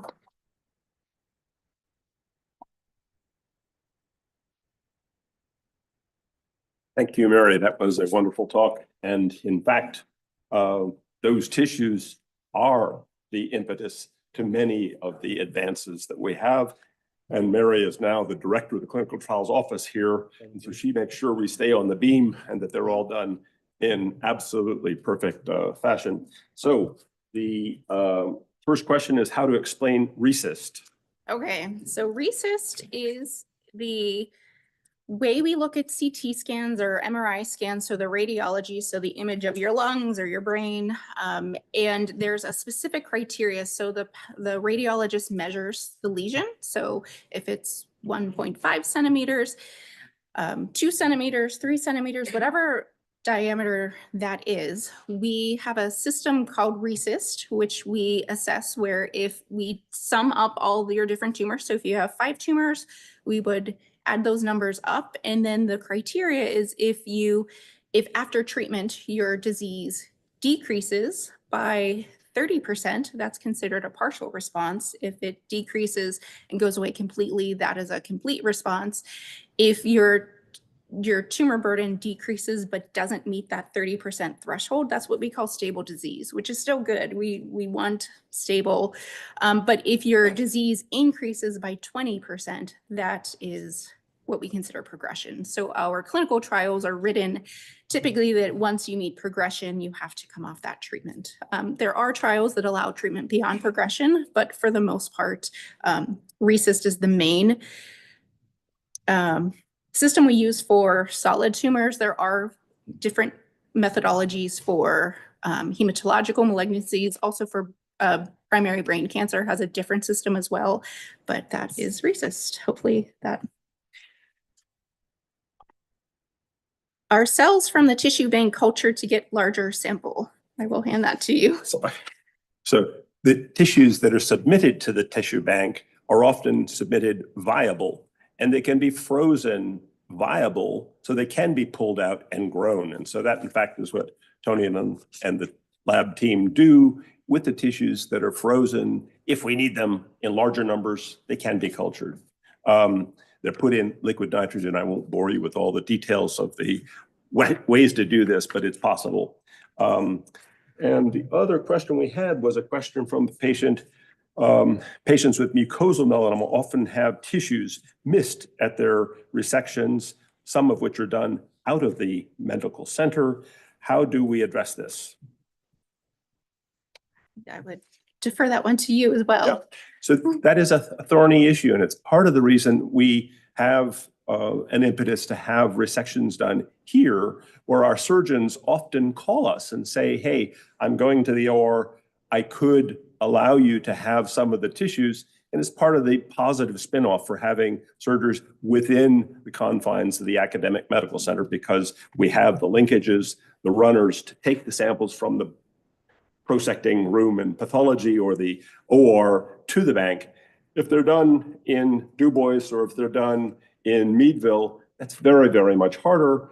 In the future, there may be ways to get the what is called FFPE, the formalin fixed paraffin embedded, wax embedded tissues, to use them for similar purposes, but that's a story for another day. Great. Well, thank you, Mary. And we now have a break of 10 minutes.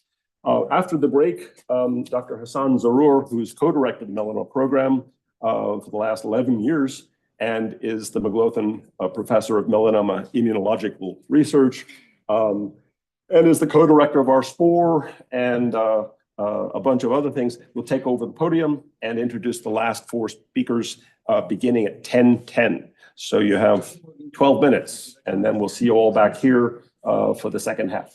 Yeah, no. Brittany is coming. She's here. And who's going to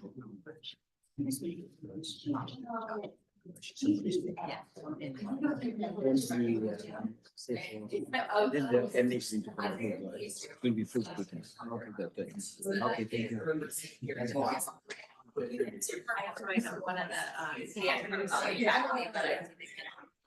Yeah, okay.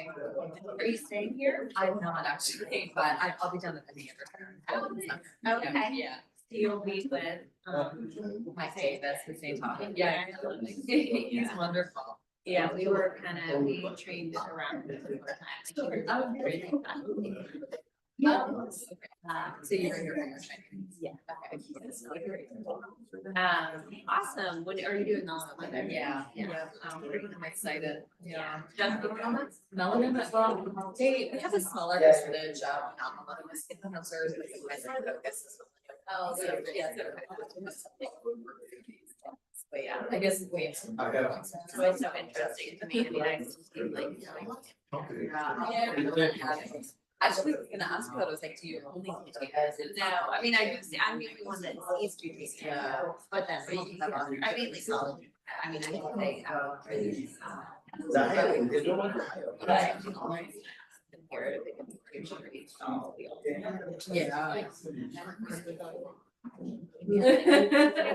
say, it's you're seeing it. So yeah. Yeah. Congratulations. Yeah, it's not like mixed feelings, where it's kind of like, of course I'm excited, but I'm also nervous. I'm like, oh my gosh, it's gonna be the first time. Yeah. That could be a challenge. Yeah. Well, then I like future conferences. Yeah, I usually yeah, I like pick and choose. Yeah,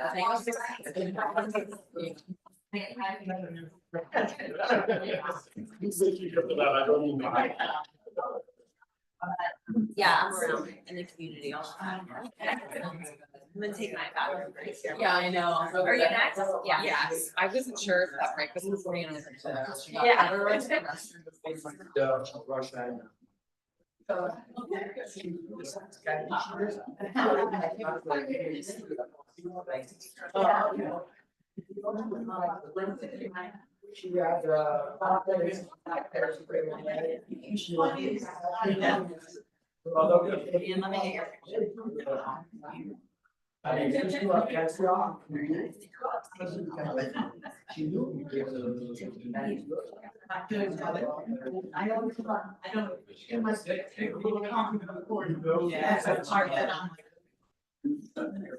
I can't really go wrong from here.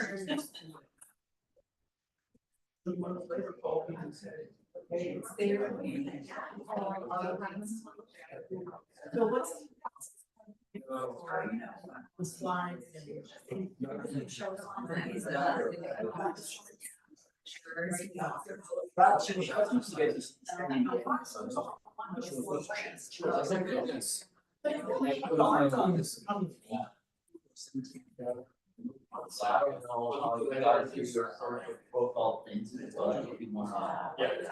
The other one over here is I just turned on those spots. we need to replace the light bulbs. Yes. That's not too bad. Yeah, you look a bit lighter than what was. Look at that, that one's. Oh, yeah. Yes.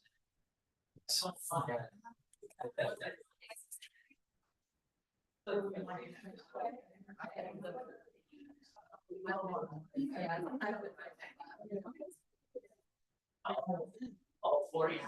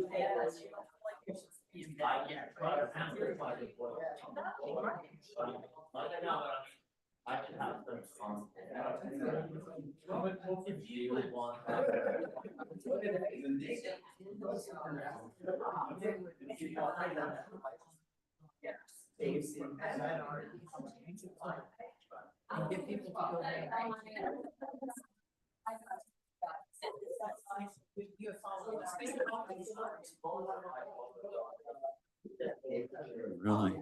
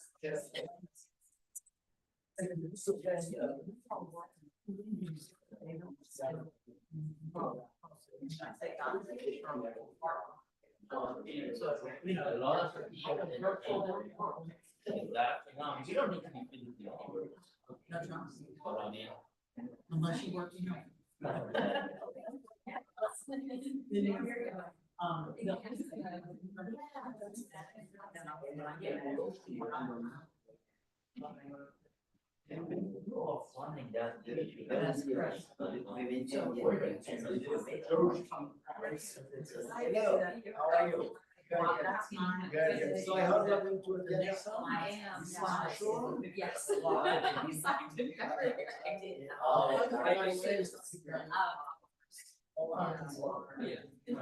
So there are lots of people there.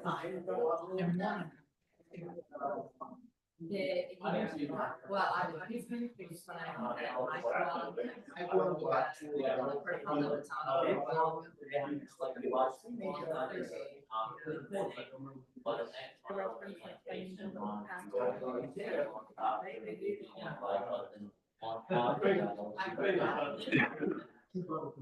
You heard it. I'm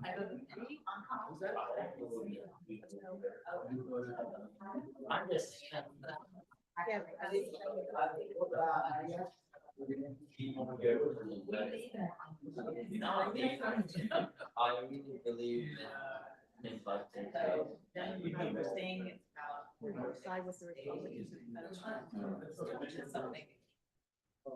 But you know, we know about this.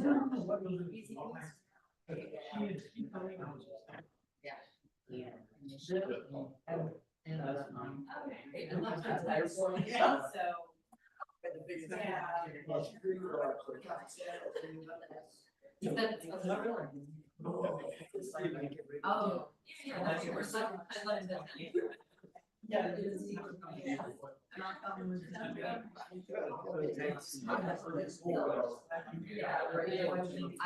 I agree at the same time. I mean, yeah, not that you can see that. Already in Melanoma, and even when Ferris was there.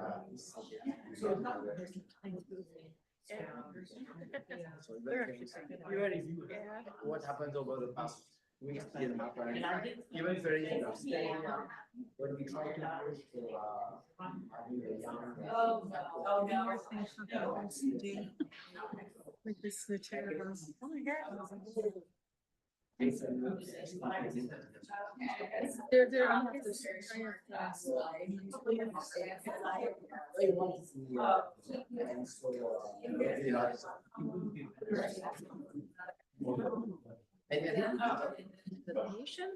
No, as far as in the town. And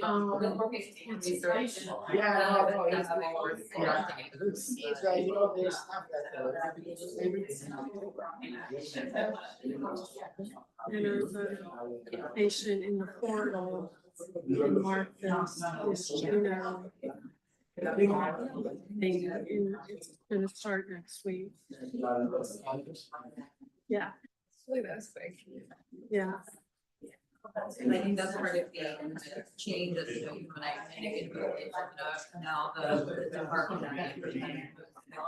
Either mid or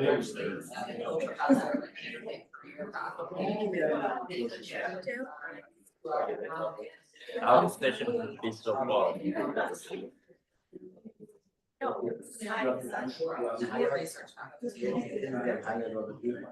So they are hiring. No, I mean, I'm not kidding. I love being here, so spending a weekend with you all, I can't think of anything better. Still attacking my feet this time. Yeah. It's been a while. It's been a while. But finally, we have some. That's great. Yeah, finally.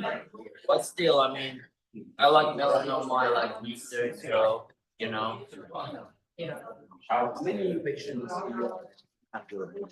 Ooh. Well, the only problem is, like, for me, is I do know that. Yeah, but similar to here. I'm sure it's a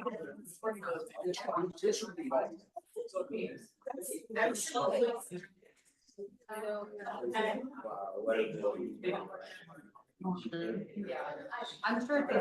higher, but I know sometimes, our clinics can be very busy too.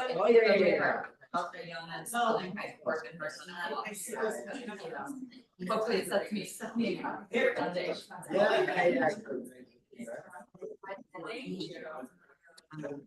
Thanks for your help. I don't do much, I think,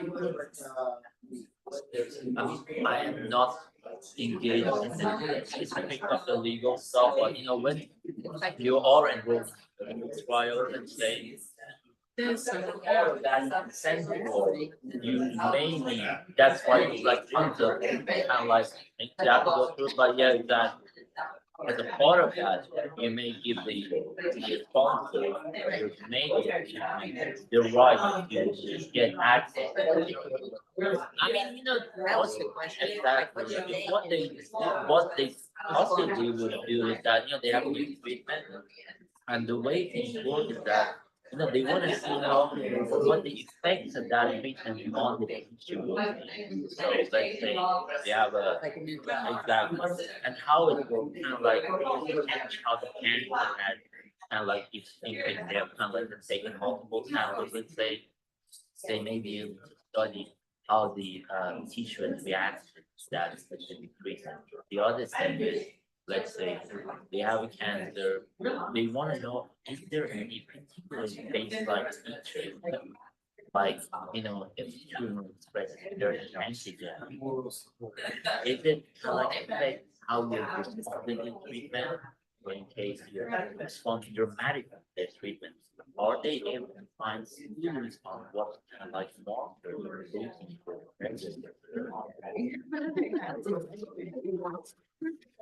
But at least you've got the experience that. And if you're putting about what you're speaking about, it makes it harder on you. Collaboration. Okay, I think it is time to start the second session of this day. So thank you all for coming. My name is Hassan Zarour. I co-lead the program with John Kirkwood. I'm a dermatologist, so I'm seeing patients once a week.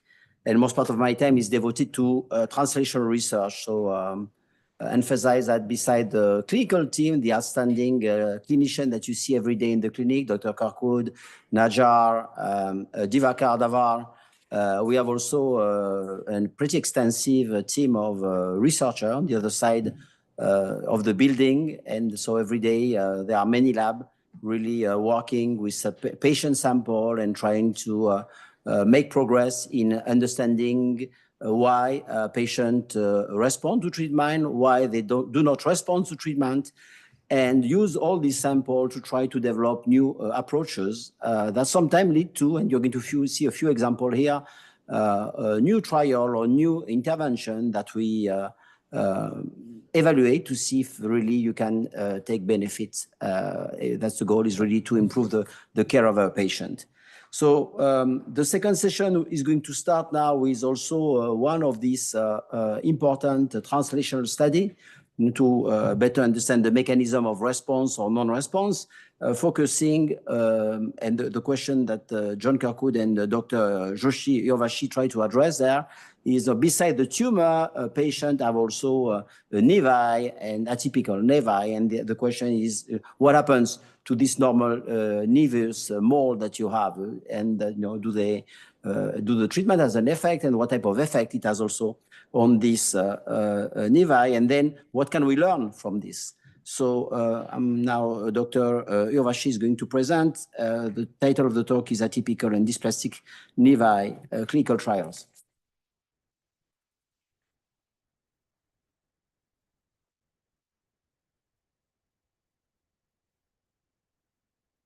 Hi, everyone. Thank you for the introduction there. And my name is Urvashi Mitbender-Joshi. I'm one of the third-year medical oncology fellows here in my final year of training at UPMC. And I've had the distinct pleasure of working with and being mentored by Dr. Jen Kirkwood. And I'm excited to talk to you today about our work in therapeutic prevention in melanoma and focusing on clinical trials with atypical and dysplastic nevi, also known as irregular moles. So, some brief background. We have about 1.5 million people living with melanoma of the skin in the United States. And melanoma of the skin is the 5th most common cancer in the United States. And as you can see by the light green line, the rates of new cases have continued to increase over the last several decades. So that brings us to an important point, especially since melanoma is so common. How do we prevent melanoma?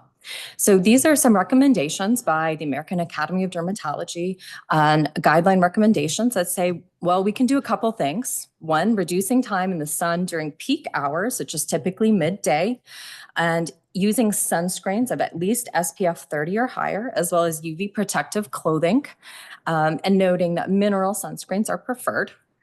Complete avoidance of tanning beds is preferred. And while these recommendations can certainly help with melanoma prevention, it may not be enough in patients who are at very high risk for melanoma. And currently, we don't have any approved systemic treatments to prevent melanoma. I mentioned patients who are at highest risk. And so this includes patients who have hereditary cancer syndromes. For example, familial melanoma, which is associated with a mutation in the gene CDKN2A. And then we have patients who have had a history of prior melanoma and are at nearly 9-fold risk of developing a second primary melanoma. We also have a special populations of patients who have increased numbers of common moles as well as increased numbers of atypical moles. And this is a patient population that we like to focus on here for these trials as well. So a little bit more on the atypical dysplastic nevus, which I'll refer to as the atypical mole going forward, are moles that look irregular on the skin to the eye and also have specific irregular features under the microscope. And they're known to be a strong risk factor for melanoma. And so the examples here that are from the AIM website show examples of what atypical moles might look like. And the features that we look for to identify the atypical mole include some of the ABCDEs that you might be familiar with, including seeing irregular shape, irregular borders, multiple colors, and larger size, usually greater than 5 to 6 millimeters. The importance of the atypical and dysplastic nevus is that we can use them to understand melanoma prevention since they are a precursor lesion, noting that not all atypical moles turn into melanoma, and the risk of a single mole turning or an individual mole turning into melanoma is quite low, but given that they're a strong risk factor, they're an important target of study here. So now explaining a little bit more on therapeutic prevention. So we have the ability to use either natural or synthetic treatments. And we think about prevention as primary, secondary, or tertiary, where we can, in primary prevention, aim to prevent cancer development. And in the secondary prevention, aim to delay or even reverse precancerous lesions from turning into invasive cancer. And in the tertiary setting, the goal is to prevent cancer coming back in patients who have treated disease. This is a figure created by the National Melanoma Prevention Working Group and highlights some potential agents of interest in melanoma prevention. And I want to highlight some of these mechanisms and the way in which these agents act. So they do things like promote repair of DNA damage, photoprotection from UV light, as well as have anti-inflammatory, antioxidant, and immune supportive effects.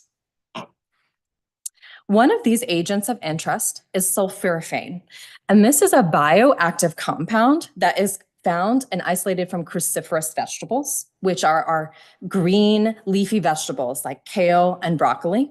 And we have many research studies showing its anti-cancer properties and the fact that it reduces cancer risk across multiple solid tumor types.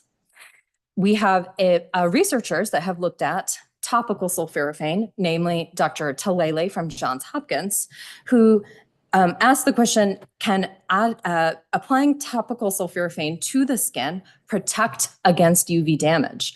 And what he found in the mouse model as well as in human skin is that topical application does protect against UV damage. This led to a phase 1 study led by Dr. Kirkwood several years ago now that showed that oral sulforaphane in patients with a history of melanoma and multiple atypical moles is well tolerated and safe. And so this now is an agent of particular interest for melanoma prevention going forward, and I'll talk about our trial there shortly. And the other agent of interest I want to highlight is anti-PD-1 immunotherapy, which you have heard about earlier today. And to review, is a therapy that's given through the IV and works by blocking the PD-1 receptor and releases the brakes from the immune system to enhance immune cell killing of tumor cells. And in melanoma, we use anti-PD-1 immunotherapy. Specifically, we use pembrolizumab or Keytruda or nivolumab or Opdivo in the post-operative setting to reduce the risk of melanoma coming back for stage 2B to 3C melanoma.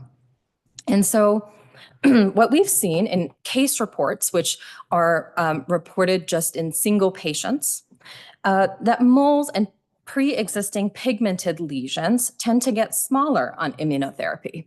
So the question here becomes, could immunotherapy be used for melanoma prevention? And this is especially important in high-risk patients. So now I'd like to give you an overview of our melanoma prevention trials that are here at the Hillman Cancer Center at UPMC, starting with HCC 23167. And this is a trial led by myself and Dr. Kirkwood, and is a single center trial here that is actively enrolling and with a planned enrollment goal of 30 patients. And it's an observational study. So we are looking at the effects of immunotherapy, the pembrolizumab or nivolumab, upon atypical moles that are present in patients that are receiving standard of care treatment for a concurrent stage 2B to 3C melanoma. And so our hypothesis and our question that we want to answer is, does anti-PD-1 result in changes, in immune-mediated changes within the atypical mole, and does it reduce the number and size of total moles in a patient? The second trial that we have is ECOG Akron 6232. which is a trial from the National Clinical Trials Network and will be multi-center across multiple institutions, and is led by Dr. Kirkwood. This study is planned to open later this year, anticipated mid-2025, and will enroll 120 patients. This is now an interventional study and will compare the effects of sulforaphane versus placebo, also commonly referred to as a sugar pill, on atypical moles in patients who have a history of prior melanoma. And our question here is to see, does sulforaphane, as compared to placebo, result in changes within, again, total number of nevi or moles, and as well as changes within atypical moles specifically. This diagram is to show a little bit about the inclusion criteria, or what type of patients would be included in these trials. So for HCC 23167 here at Hillman, we will be including patients who have surgically removed melanoma, stage 2 or 3 melanoma, that are starting post-operative immunotherapy with either pembrolizumab or nivolumab as standard of care, and who also have the presence of at least 2 atypical moles. And our goal will be to observe the moles before and after 3 months of immunotherapy treatment, which is given as standard of care. On the other side, we have the ECOG Akron trial, EA6232, and this will include surgically removed melanoma in situ and surgically removed stage 1 to 3 melanoma. And patients are eligible if they are at least 1 year out from any post-op treatment if they received any. These patients will need to have at least 3 atypical moles, and patients will be randomized to receive either oral sulforaphane or placebo, and patients will take 3 pills every day for 1 year. And during that time period, we will observe what the changes are in the moles as a response to treatment. So what would be done for patients while they're on both of these studies? When they come in for exams, we'll be doing full skin exams, obtaining professional photographs of the posterior trunk or the back before and after treatment, obtaining dermoscopy of selected atypical moles before and after treatment. And a note on dermoscopy is it is a handheld device with a magnifying glass and light, and there's a picture of it here, and allows us to see the mole in a more close-up fashion, and is commonly used in our dermatology as well as melanoma clinics. And then finally, we'll obtain a biopsy of the atypical mole at baseline as well as after treatment. And this would be done as a simple punch biopsy done in office or in the clinic, a picture of which is shown here as well. So for our primary endpoint, or a primary question that we want to answer, is, are there changes in the total number of moles on a patient's back in response to treatment? So the way we answer this is, as mentioned with our professional photographs of the back, we will use a program called Derma AI. And this is a validated automated image comparison software program for measuring change in moles or nevi over time. And the example here shows once you upload these pictures of the posterior trunk or the back, we are able to then quantify the number of moles that are increasing, the number of moles that are decreasing, and also quantify specifically the percentage change from time point A to time point B. So for example, in these panels on the left, from A to B, panel C shows there is a 43% increase in the selected mole.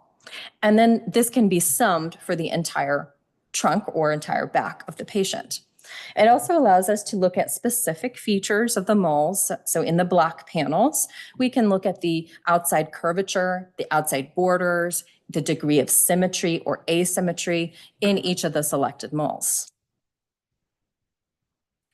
With the dermoscopy, we'll also be able to look really closely at the atypical moles that have been selected at the time of entry. So while the Derma AI helps compare the overall moles of the back, dermoscopy is going to focus on the atypical moles present on the patient. And these pictures here are an example of what those dermoscopic pictures might look like, and is actually from our prior phase 1 study in oral sulforaphane, published in 2018, that demonstrated changes in the nevi in response to oral sulforaphane.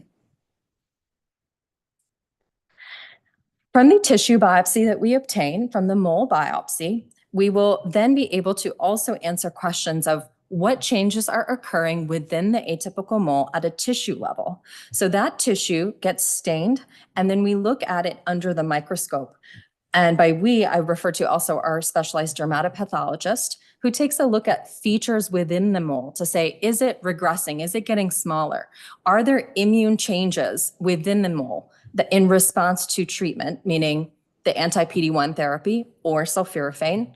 And then finally, we also send this off for additional testing to see, are there changes within immune cells, within cytokines, and within gene expression of key genes that are involved in progression from an atypical mole to melanoma.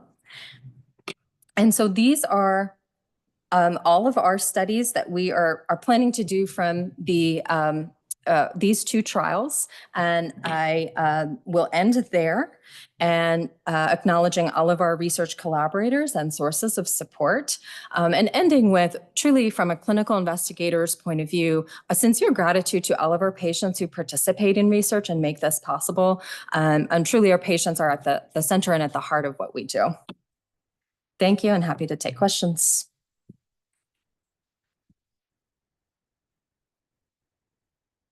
Thank you, Joshi. Is there any question in the attendance for Joshi?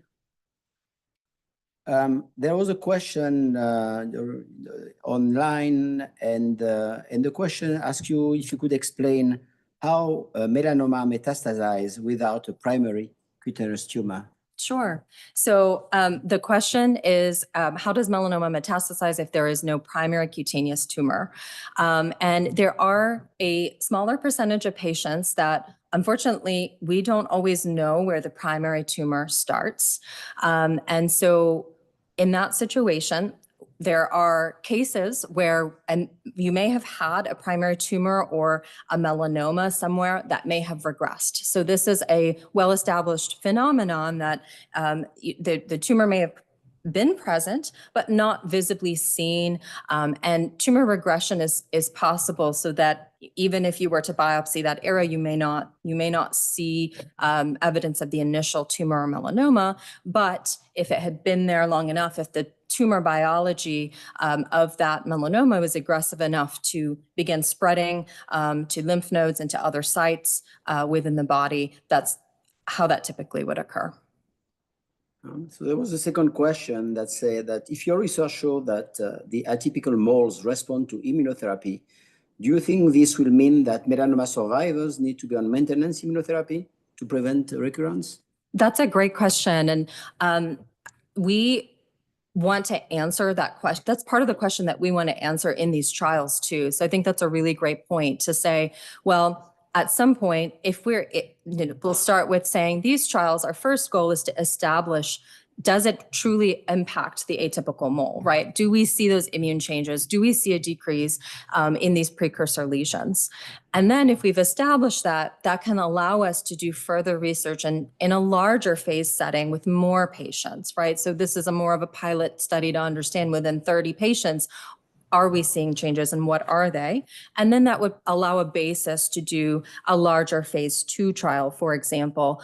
And then specifically in those high-risk patients, as mentioned, patients who maybe have had not one, but maybe 2 prior melanomas, they're at really high risk, or maybe they have over 100 common moles or over 5 dysplastic nevi. And then to your point too, at some point, we may be in the realm of thinking about how we could apply that to patients with metastatic melanoma in the long term.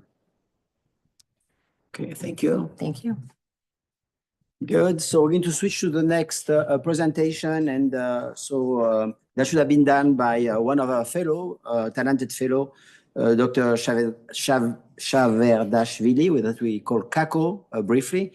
And Kako had some issue with her kids, had a virus infection, and unfortunately cannot come today. So I will try to replace her briefly and to introduce our line of work. And again, this speaks to what is going on outside the clinic on the research building. We are thinking about approaches to improve treatment for patients. Most part of the talk today have talk about drugs, treatment that target the tumor itself, right? The tumor microenvironment, the mechanism around the tumor that prevent a patient to respond and that promote tumor progression. So beside this, what we call this, intratumoral mechanism, since I would say 5-6 years, there is the acknowledgement that outside the tumor microenvironment, there are also some important events that may occur, in particular in the gut, right? And for some reason, there is large evidence that in your stool, microbes can distantly impact what happens in the tumor. So I think the evidence now is pretty strong. There is a lot of research going on to try to identify what are the good bugs, what are the bad bugs, and also there will be two talks, so what I'm going to present today and then Dr. Davar, that are going to talk about the intervention that we have designed to manipulate the microbes in the gut and hopefully improve response to a tumor. So what we have done here and what I'm going to present here is our effort to develop new dietary intervention for patients. So these are Kako. So this is effectively, the outcome upon treatment. So, you may benefit or not from treatment. As we heard today, you may develop or not adverse events. Some of these adverse events may be very serious. And hopefully what we would like to do in green is to be beneficial without toxicity. So again, what I was telling you is now beside the mechanism within the tumor that may be important to drive response or not response, we already know that some microbes in the gut may play a role. And the question becomes how to have an impact, right? How to change the gut microbiome to have an impact. So you're going to hear about many options here. Fecal transplant is one of them. This, in the summary in this circle, is all the factors that may impact the gut microbiome. And when you think about the gut microbiome, one of the major impact on the gut microbiome is what we eat, so the diet. So we already know, and this Kako has put that together, that if you perturb or disturb the gut microbiome, you may lose efficacy of immunotherapy. This is the data in melanoma, and you can see in red the patient who have taken antibiotics do worse when they are treated with immune checkpoint blocker. And this is true also for lung cancer, clearly. And that's why we try to avoid antibiotics. And we also try to say to patients in the same way we said, don't take antibiotics. We also try to tell them, don't take protopump inhibitor, right? That we already know that this may negatively impact response to immunotherapy. So how are we going to manipulate the gut microbiome? So there is a way to do that. So we're going to hear about, giving stool from a healthy patient or people who respond to immunotherapy. That's what we have done, and Dr. Davar is going to talk about that. But ahead of that, one approach that we could develop is impacting the gut microbiome with dietary intervention. So we already know that depending on the diet, you may really have an impact on response to immunotherapy. Again, this is a published study by the MD Anderson group, and where they compare melanoma patient who have high fiber diet or low fiber diet and look at the outcome upon immunotherapy in melanoma. You can see that in blue, the patient who had high fiber diet seems to do better. Other studies have suggesting that another type of diet, the Mediterranean diet, may also be beneficial to patients undergoing immunotherapy. So Kako was very interesting by another body of data. This was a study in a healthy donor done by a group in Stanford that showed that another type of diet and fermented food diet. So fermented food, I'm talking about sauerkraut, yogurt, kefir, and so on, may also have an impact on the gut microbiome and on the immune system. So, and this group, it was this healthy donor, not cancer patient, have treated or patient not treated, have no advice for intervention with high fermented food. And what they observe is they increase what we call the diversity. So the gut microbiome was more diverse. And we know that this diversity is also very important and may be beneficial, may have some impact on the immune system and prevent autoimmunity. And in fact, what they observe in this patient, not only they have a diverse microbiome, but when they look at marker of chronic inflammation, and we know that chronic inflammation is a major driver of cancer, there is decrease of inflammation. That's optimally what we would like to do in patients, decrease inflammation that may beneficial, as we know that chronic inflammation favor cancer. So overall, we are interested by further investigating this relation between the diet and the gut microbiome composition, and hopefully, based on this data, be able to propose a specific diet intervention to patients. This is a question that comes very often in the clinic, right, doctor? That's fine. You give me the treatment, and that's great, but how can I help my immune system? And so you often receive some advice, it may be very diverse, but we like them to be scientifically sound, and that's what we are trying to do there. So what we did, and this is two things that I would like to highlight there regarding this fermented food diet, what Kako did in collaboration with a student and dietitians. She has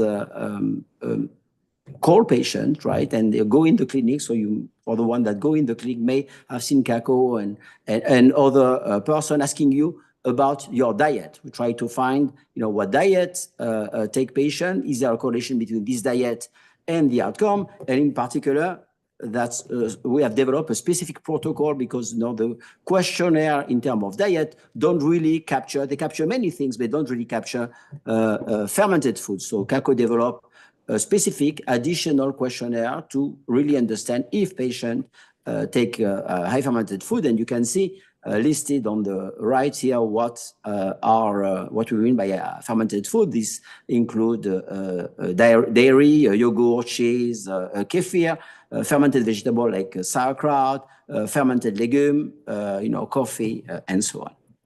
So, and that's what we did in a subset of patients here. So you had the talk about the banking, so which is very important. I think the patient for contributing to this banking, right? We want to get blood, get tumor from patient to better understand the mechanism of response and resistance to treatment. We had now, and the patient, I think, have very nicely accepted that to give their stools in addition because we're interested by the gut microbiome. And on the top of it now, we ask questionnaire, right? And some established questionnaire, and Dr. Davar may talk about that. But in addition to this established questionnaire, we have added this fermented food questionnaire. And this is the results on the cohort of patients. Here on the right, you can see that fermented food intake is not great in Western Pennsylvania, so it may be higher in other parts of the country that are more used to use fermented food, but still you can see that a patient, and this is a fermented food serving, a summary here, mostly dairy, in green, up to 4 food serving per day per patients. Not great intake, but still you can see that some patients really take fermented food. So this is the cohort of patients, and this was a patient that were included in the banking protocol that led by Dr. Davar, where a patient give blood, stool, and get this questionnaire. So on this cohort of patients, so even if the fermented food intake was limited, you can see in green that patient who took fermented food per our questionnaire seems to do better than a patient in red who do not take fermented food. And this is summarized in the graph on the right here in the first part. So what we call high fermented food, and again, because fermented food is not very popular in this part of the country, one portion per day. But still, it seems that these are very rare data that these patients do better in terms of response to immune checkpoint. And this is true, regardless of the stage. So patients who take immunotherapy in the adjuvant setting, so where the tumor has been removed, then you get immune checkpoint for a year to prevent the recurrence, or people who has advanced disease or still have advanced disease and are treated. Again, these are small number, and of patients, and as we are working, we are trying to expand this patient. And this summary on all patients, again, patients who take high fermented food in this small cell cohort seems to do better. So what do we mean in Western Pennsylvania by fermented food, right? And a questionnaire tells us that it's mostly dairy, right? And also mostly dairy, right? In red. So again, we are doing research, and we want to understand why. What is the impact of fermented food in patient? And so we have collected stool from this patient and do some very complex study, genetic study, to understand the gut microbiome. What are the bacteria present in patient doing fermented food in red versus not fermented food? And so these are complex data, but the baseline is to understand that you have really, seems here that you have really an impact, that you can make a distinction really between the patient that take fermented food and patients who don't. So showing that really this has really an impact on the gut microbiome. And what we try to understand is beyond the impact of the microbiome, does this have also an impact on the immune system? And that would be the next step of our study.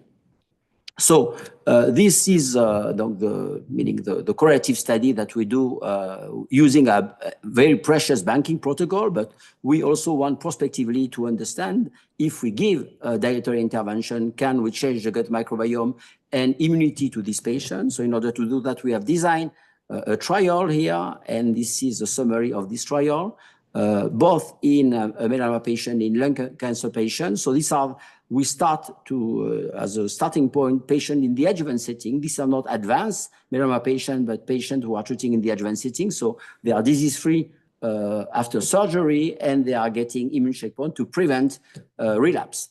And this a cohort of melanoma patients and lung cancer patients. So these patients are undergoing 4 weeks of fermented food, then a break, then 4 weeks of supplement high fiber. And in the context of this trial, we collect stool regularly to understand the impact of the dietary intervention on the gut microbiome, and also blood to further understand the impact on the immune system.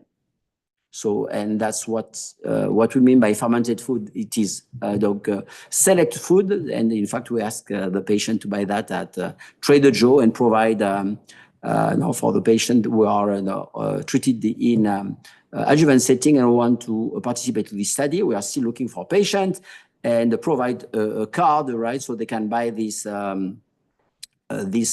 food, which include kefir, buttermilk, kombucha, vegetable brine drink, sauerkraut, and kimchi. What we have heard from patients is in general, they really like this type of diet. So I think that's a good thing to do. And for now, until now, we have included 3 patients, and we are looking for more patients to extend this study. So overall, this is part of the translational research going in the program, and in particular, to try to manipulate the gut microbiome to improve the immune response to the cancer and hopefully improve the outcome using diet intervention, and in particular, in this case, fermented food. So I'm going to close here and thank all the team which is involved, both clinical and research. So, I mean, this is really involved a lot of, including the regulatory group, so a lot of patients and the outside collaborator also for the evolution of the gut microbiome. So I'm going to end here and happy to take any question.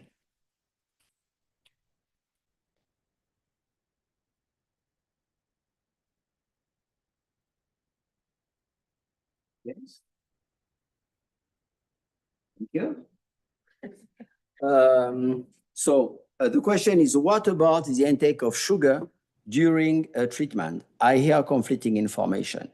So Divakar, do you want to answer this question about sugar? You have been working with. There will be something about sugar. Okay, yeah. So that's a very important question, and maybe we're going to hear the talk of Divakar about sugar intake and also false sugar intake, right? This is a very new area, and I would say which, and I mean, I'm not going to want to say things before Divakar said, but which suggests that this agent, sugar or false sugar, right, would act through the gut microbiome to impede anti-tumor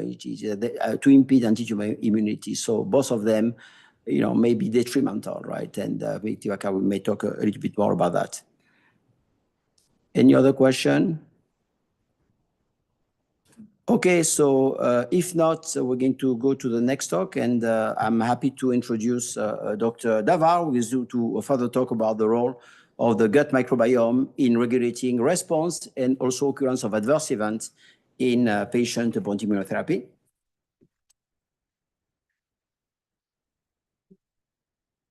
So people can hear me okay? All right, perfect. So thank you all for coming.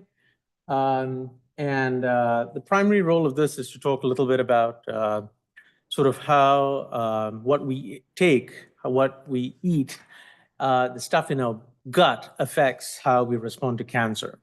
The primary goal is we spend a lot of time sort of studying specimens.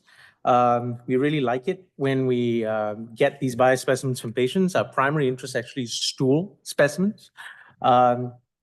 Everybody produces something, hopefully every day. So, if you don't, that's a problem.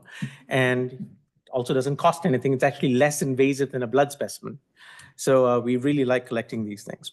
So you've heard a little bit about sort of the advances in immunotherapies. I won't belabor the point, but the key sort of takeaway is that everything and the reason people are alive is for all the things in the bottom. And what people don't necessarily realize, and this is, I think, quite transformative, is that people are dying less. All right. So for the first time in the history of humanity, right, in the last 10 years, there are fewer people dying of cancer than there were before. And that's kind of like a big deal. Like, this has not happened with anything outside of vaccines. And the reason for that, and the reason it's not just one disease, meaning it's sort of melanoma and lung cancer, is primarily because of the advances of immunotherapy. And actually Hodgkin's lymphoma is there as well because of CAR T therapy. And as you heard from Dr. Zaror, everybody's sort of focused on sort of the genetic features and the host immune environment. And what we've been studying is this gut microbiome. And all of this started actually about 7 years ago. I was still in training, and I was sitting next to Dr. Zaror, and he was like, I think we need to start collecting some stool. And I think most people would have dismissed that as a wacky idea, but I guess I was equally wacky. So I think, he and I thought it wasn't that bad an idea. And so we just started rounding up and getting poop from people. And so this is what we've learned. So you heard a little bit about the antibiotic stuff being bad. And as it turns out, that's firstly true. And the kind of like the main takeaway I would think about that is, think of the amount of time somebody prescribes an antibiotic on the phone, right? So you can get antibiotics right now by just calling into your doctor and coughing. They don't even ask you what you are coughing for. They're like, oh, you're coughing, take an antibiotic. And the same is true of proton pump inhibitors, right? You see that ad on TV, there's this big guy, right? And he's driving, he's just had barbecue, and he's riding a lawnmower. And he's like, he stops the lawnmower and he's like, oh, I don't feel good. And you get a proton pump inhibitor. Proton pump inhibitors make you have fractures. They reduce bone density. They reduce the efficacy of immunotherapy, and you can get them over the counter. That is a problem. So I think what we're trying to do collectively is identify the fact that it's so hard to respond to immunotherapy, but it's actually relatively easy to reduce the likelihood of responding to immunotherapy. And maybe the things that you can do to sort of increase the odds of success, maybe we should be focusing on that in addition to identifying new drugs. You heard about the data of fiber, and I think this is quite promising. The key thing to understand is just how much fiber you need, okay?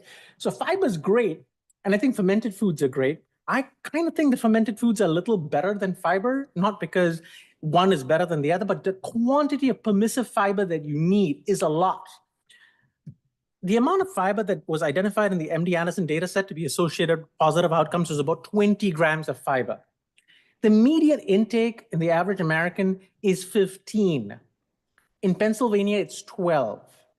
In order to go from 12 to 20, you need to eat 2 pints of blueberries a day. So that's firstly a lot of blueberries, but it's also a lot of money because the organic stuff is like $5 a pint. So that's like $10 of blueberries a day. That's $300 a month. That's a lot of blueberries. So fiber is quite good. And at MD Anderson, we're hoping to see the data from these guys. And these guys just, this experiment in which they were shipping diets to people's homes, which I think is actually quite provocative because you're literally getting a meal in the mail and you're eating just that. Hopefully you're eating just that.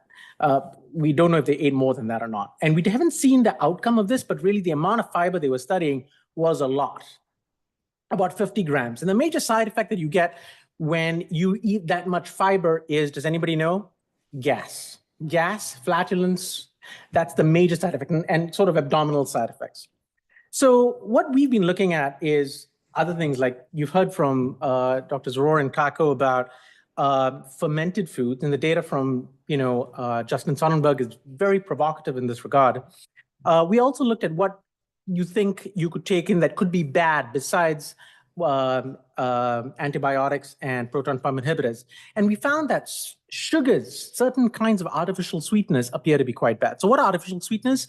It's a stuff that you think is safe, right? So people thought sugar was bad. And then we started adding artificial sweeteners. Artificial sweeteners were invented in the 1970s. It's actually a byproduct of Teflon. And, amongst the many good things that we got as a result of Teflon, people realized that there was this sort of synthetic chemical that sort of tasted, because it had a structure that was very similar to the sugar receptor, it tasted like sugar, but it had no calories because it came from Teflon. It's a non-natural substance. And, there's a clear market for this in the 1980s as a result of the war on carbohydrates and fat, and this sort of promulgated through the food industry. It's found in just about everything. People drink Celsius. Anybody drink Celsius? I'm sure many people drink Celsius. It's got artificial sweeteners in it. So it's marketed as a health product, but we just don't know what the long-term side effects are. So we were looking at this partly for two reasons. One, because there was some fairly good data from the Crick Institute and a group in Israel that linked high intake of artificial sweeteners with poorer outcomes to diabetes control, and that this might be associated with the immune system. So we did this evaluation in our patients. These are all people who are getting immunotherapy in the clinic. And we asked them, much like Kako was asking them, just how much sugar you're taking. So we have this questionnaire that we administer, and we can normalize the sugar intake relative to the body weight.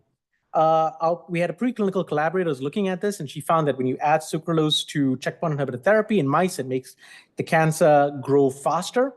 And we were looking at this in cancer patients, and what we found was that in both melanoma and lung cancer, when you take sugar, artificial sweeteners in particular, when you take artificial sweeteners, your likelihood of responding to immune therapy is much lower. The question is, how high is high? And it turns out it isn't very much. The quantity of artificial sweetness that was found to discriminate between people who did well and did not do well was something like 0.007 milligrams per kilogram per day. So it's not a milligram per kilogram. It's not a tenth of a milligram per kilogram. It's 1/100th of a milligram per kilogram. That's about 2 cans of Diet Coke. All right, so that's kind of a problem. Like if you take more than 2 cans of Diet Coke that we sometimes serve people, if you were here at lunch, we would be giving you Diet Coke. That actually affects the likelihood of doing well to immunotherapy. And these survival curves are quite stunning because this is the kind of thing that you expect to see, the improvement with a second drug. And what you're showing here is that people who do not take artificial sweeteners at a high level do well, but people who do so appear to do much worse. And there's a mechanistic reason behind it, which is outlined in the paper that's currently under review. Now, what else are we interested in studying? You heard from Dr. Zaror about how we're collecting all of this stuff. Now, this stuff is not easy to do. So firstly, we have to thank everybody who participates in this because we have many people going out and asking many questions. We ask you what you eat, what time you sleep, what medications you take. So we're thankful for your help.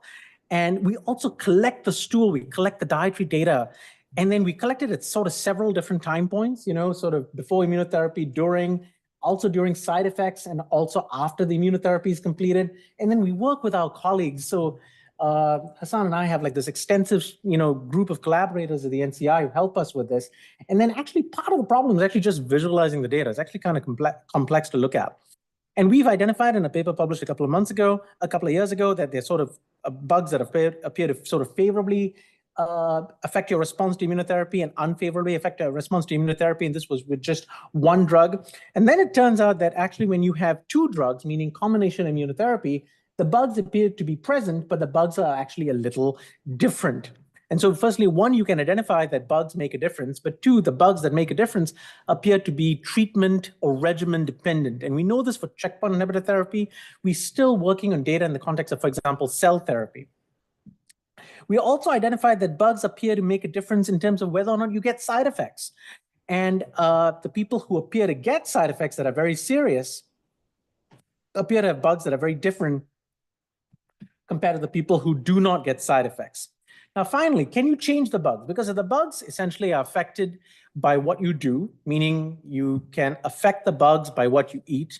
And if the bugs make a difference in terms of how treatment works, particularly in the people in whom treatment doesn't work, can you change the bugs in order to make treatments work better? And the answer is yes, you can. So certainly, there is the idea of trying to use the diet for this, and diet is actually very important. It's the one thing that is actually within your control, right? You can't control whether or not you get cancer. You can't control whether or not the treatment works, but you certainly can control what you put in your mouths.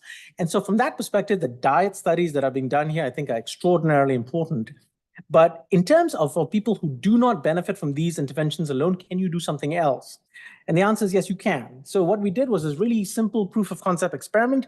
I use the term simple, but it's actually exceedingly non-simple because what we're doing is we're literally transforming the gut microbiome with a transplant. So we take, in this context, we got stool from people who had done extraordinarily well, and when we gave stool to people who had done very poorly. And while we did not see any benefit in about 9 people, 6 people had cancer that went away completely or stabilized very, very quickly. What was really interesting in these patients is that this one person over here and actually this one individual over here were dramatic for very interesting reasons.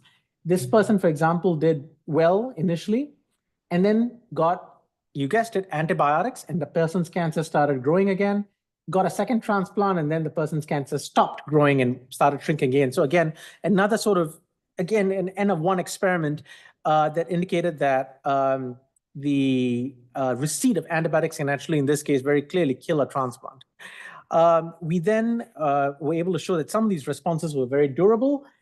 And now other people have done other experiments that have validated this. So a group in Israel did a similar experiment at the same time. This is data from a colleague in Canada, where they've done essentially a very small study in patients who've never received immunotherapy before, in whom immunotherapy plus healthy donors, so not responder-derived microbes, but healthy donor-derived microbes, appear to make people do a little better at a much higher frequency than would be expected with just one drug alone. And so finally, so what can you take away from this? The short answer, I think, is that immunotherapy is outstanding. It's transformative. It's clearly made a difference in the lives of many patients, but most people still do not respond, and that's kind of a problem. And what we think is that the impact of the bugs is really on these people who do not respond. The bugs appear to be the primary reason why people do not respond to immunotherapy in the first instance. Now, it's not the case probably for everybody, but it's certainly the case for a majority of people, for about 30% of the 50% who don't respond. In 2 studies in highly refractory patients, just changing the bugs appear to be enough. And we're now doing other trials. So this is actually a randomized trial that is open that we're running right now. We have a combination known as Pembro-Lenva. This is a Merck-ASI combination that is currently both in the FDA approved and the NCCN guidelines for melanoma in the refractory setting. It works about very reliably, about 21% of the time. It works in mucosal, it works in acral. And the one major issue with Pembro-Lenva is that the toxicity profile is moderate. One, it only works about 21% of the time. 2, because of the lenvatinib, about half of 3/4 of everybody has high blood pressure or oral ulcers. What we hypothesize is that the administration of a microbiome agent could actually both increase the efficacy, go from 20 to 45%, but also reduce the side effect rate. So this is being tested in a randomized study here. We also have many, many more larger banking studies. What we are really doing is we're collecting many, many more poop specimens. But also in addition, we're collecting diet data and we're trying to integrate all of that to try to see whether or not we can get better granularity around what bugs are good and not good.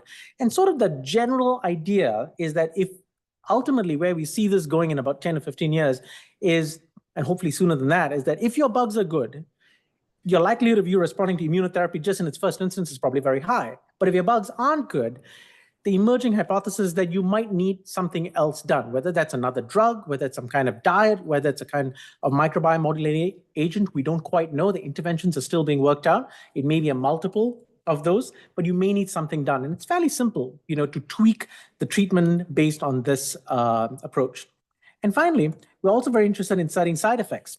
There are now second-generation CTLA-4 inhibitors. For anybody with a relative with colorectal cancer that's microsatellite stable, these drugs now work in MSS colorectal cancer, 21% response rate in microsatellite stable colorectal cancer, where immunotherapy never worked before.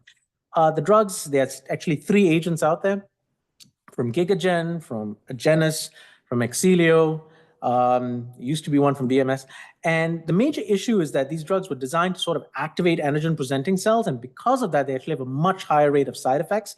And so we are very interested in studying side effects, so we actually have a healthy donor-derived microbiome side effect trial that is just about to get underway here. And it's looking at 2 groups of side effects, basically people with bad joint problems and people with bad colitis. And the usual getting biopsies, biospecimens before and after the intervention. So finally, what can you do? Well, very simply, it's fairly simple to know what to not do. So try to avoid artificial sweeteners. God didn't make artificial sweeteners, probably not good for you in general. Antibiotics. Why should you be able to get antibiotics off the counter? If a doctor is prescribing antibiotics, let's hope it's for the right reasons. And not just because, you had a slight fever after seeing your sick grandchild. Most kids have viral infections, not bacterial. A slight fever is probably not something that we need to necessarily medicate. Certainly, in addition to this, proton pump inhibitors would probably be something to think about. What should you do? Fiber. Again, this is not, you don't have to do this for your cancer immunotherapy. It's just good lifestyle advice in general. Eating more fiber is probably good for you. Probably more than 20 to 28 grams a day. Fermented foods. Across the globe, the cultures that have fermented foods that are embedded in their diet appear to kind of live better. Average age of mortality in Japan, 81. They eat a ton of fermented foods. Average age of mortality in Korea, 82 to 83. They eat kimchi like 3 times a day. Here, we are 78, and we don't tend to eat too much of this. And beer is not a fermented food. It's a fermented product. But in order to get as much kimchi, you'll need to drink a vat of beer. Mediterranean diet appears to be quite promising. My collaborators are all in this room, so we thank all of them. But I'm happy to take any questions.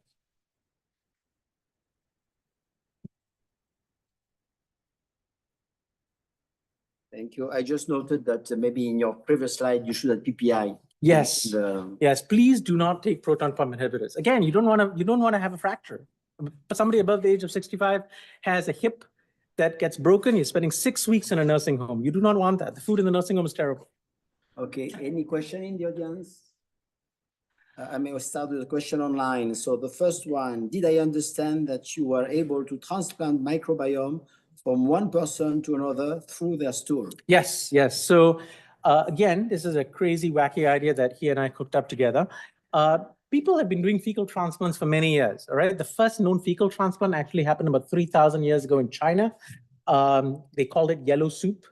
I'm guessing because stool was yellow. But it's actually FDA approved for refractory C. difficile colitis, all right? So if you have a C. diff, the most effective treatment for C. diff is actually a fecal transplant. And it's now commercialized. Now, what we started doing was trying to do fecal transplants in the context of cancer. And mostly it's around the idea that if bugs are bad, you want to change the bugs. Well, how are you going to change your bugs? Well, let's just give you some new bugs. It's really nothing more than just changing the bugs. It'd be ideal if we knew that we could just change bugs by giving people a cocktail of, say, 6 bugs, but we don't quite know what those 6 or 7 or 8 or 15 might be. So we change bugs whole scale using a fecal transplant. We published on this about 3 years ago now, and now we have multiple studies in both lung cancer, melanoma. Other people have gotten studies and developed studies. If you just look in the literature, there's data for melanoma, lung cancer, kidney cancer.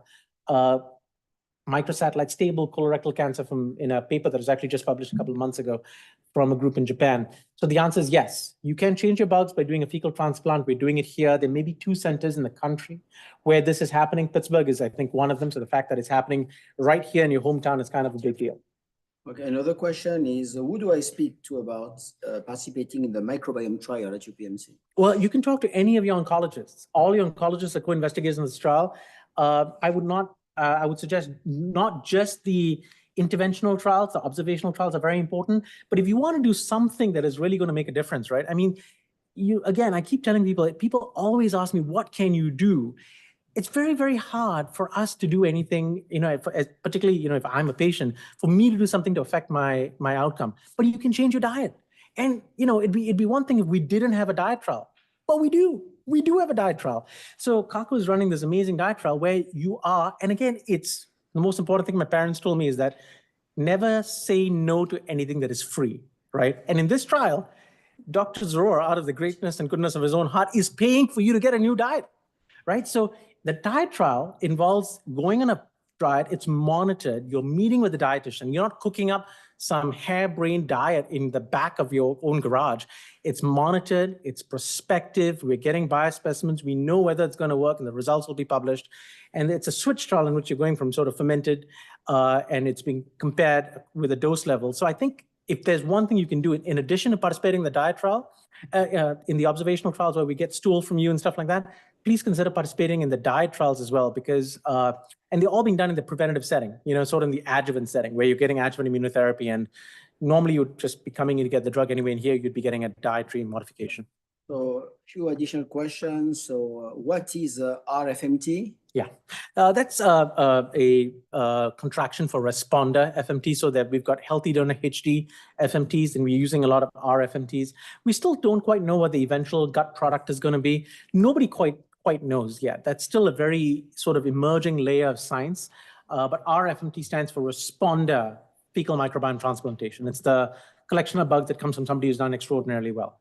And how many species of bacteria in the Oh, yes. Well, my standard answer used to be 100 trillion. And the standard answer as to what 100 trillion was is it's more dollars in the natural that we have in the national debt. But I'm given, I think that number may no longer be true. I think we now have more dollars in the national debt than we do bugs in our gut, especially after yesterday. But the short answer is yes, that's the amount of bugs you have. It's about 100 trillion. That's a very, very, very large number, okay? A trillion is 1,000 billion, so it's 100 trillion. But that's the number of bugs you have in your gut. And 70% of those bugs are dark matter. We don't even know what they are because they've not been completely sequenced yet. So we sort of have an idea as to what they might do, but we don't quite necessarily have all their names and in full. Okay, thank you, Divakar. Thank you so much. So again, so we're going to switch gear here from the gut microbiome to melanoma in kids. So we focus mostly on adults, but melanoma is also a disease that can happen in children. And Dr. Brittany Seravi is a pediatric oncologist at Children's Hospital, focusing on this specific question. So, Danny? I always follow Dr. DeVar, so I hope to be as exciting and interesting as that talk. Okay. Thank you so much for having me this morning. Thanks for the introduction. I am a pediatric oncologist at Children's at Pittsburgh, but I run our pediatric melanoma program and work closely with all of the other doctors and providers in the room. And I'm always so grateful to be included in the melanoma community. And thank you for taking the time to hear about this small percentage of patients that get melanoma, but are equally, if not more important. All right, so I will, I'm going to provide some background in pediatric melanoma. And thanks so much for that question earlier in Dr. Najjar's talk about the inclusion of uveal melanoma. That's pediatric melanomas up there, or I think it was actually mucosal, but with our ocular melanomas, mucosal melanoma, pediatric melanoma are all these really more rare subcategories that have been understudied and not included in as many of the trials. I'll tell you some about our UPMC pediatric melanoma program here today, and then we'll talk a little bit about the importance of research and improving outcomes for our children and adolescents with melanoma. As way of background, there are over 100,000 new cases of melanoma each year in the United States. The percentage of new melanoma cases by age group is shown here. So for the population that I care for the most, the 0 to 20 years of age patients, this makes up just a tiny, tiny amount of the overall cases of new melanoma. So about 400 cases per year in the United States. Becomes more common in our young adults, making up 5,000 of those 100,000 cases. But it is the second most common cancer in that young adolescent, early adult age group. And while this seems like a small number in the field of pediatric oncology, 400 cases a year is not insignificant. This is there are 16,000 cases of overall all cancer cases in children per year, and so 400 out of 16,000 is significant. And importantly, unlike the other skin cancers that are seen more frequently in adults, melanoma is our most common skin cancer in children, highlighting the importance to study this further. So how do we think about this? How do we classify melanoma when we see a child or a teenager with melanoma? We think about it in 3 buckets. Either they have what we call adult type or conventional melanoma, or they may have melanoma arising in a congenital nevus that they were born with or developed in the first year of life. And then last, there's a unique category, Spitz or Spitzoid melanoma. It presents differently, it acts differently, and this predominates in the young population. Despite us being able to classify the different types of melanoma that we see, we know that these subgroups don't predict how a patient will do. And that's really tough whenever I'm having a conversation with one specific patient in the office. So we know that outcomes are generally better for adults, for children than adults. And we also know that our young children, so 0 to 10, typically do better than our older children and adolescents. But we still don't know exactly why or how to specifically pick out that subset of children who will have their melanoma behave more like an aggressive adult type melanoma. And that's a problem for us. And then this bucket that we see all of the time, the atypical melanocytic neoplasms. So they come to us as a long description after a biopsy, and with the punchline being, I don't know, we can't rule out melanoma, figure it out and decide how to treat the patient. But these are really particularly challenging and to date have been understudied. So how do we treat pediatric patients with melanoma? Well, the bottom line is that genuine uncertainty exists. It's humbling to come to these seminars and listen to all of my colleagues speak about all of the advancements that we've had for the treatment of melanoma. And certainly we employ those therapies in children almost because we have nothing else. And so, we do that somewhat blindly, and that's disheartening as a oncologist in pediatrics who relies on clinical trial data for most of our other pediatric cancers. And so even when it comes to how big of a surgery do they need, what do we do for these can't rule out melanoma cases? Should we do a sentinel lymph node biopsy? And if we do it, how will we interpret those results? Should we use systemic therapy? And then importantly, if we think we need to use systemic therapy, how do we get it for a child? How do we get it into them? Is it safe? Is it effective? Those are all questions that we have to ask. And so we are trying to catch up to our adult colleagues, but still there is a lot of uncertainty in the field. And importantly, prospective data is lacking. And how do we get that? It's all through clinical trials, as have been discussed here today. So just, thinking about new opportunities for treatment, I thought this really put into numbers the words that I'm emphasizing today. We have a website, clinicaltrials.gov. Anyone can go to it. It's a place where you can go and learn about clinical studies from around the world that may be open. We use this as treating physicians whenever we have a patient with a specific diagnosis to look and see if there's treatment opportunities that might not be available in Pittsburgh, but might be available somewhere else to get them to the best treatment. When I did this just a couple of days ago, it's so exciting to see that there's over 500 trials actively recruiting for melanoma as a diagnosis. When I refined the search criteria to include patients under 18 years of age, so of course the patients I take care of, only less than 5 treatment studies were included. And so what are we doing to change this? So here in Pittsburgh, like I said, we have a specific pediatric melanoma program, and the question I answer every day is, why do you need a melanoma program? It's a common misconception, especially in the pediatric oncology world, that we just don't see it. We don't know where the patients are. We're assuming that someone else is taking care of them, or or it's just not happening. But I've already showed you that that's not true.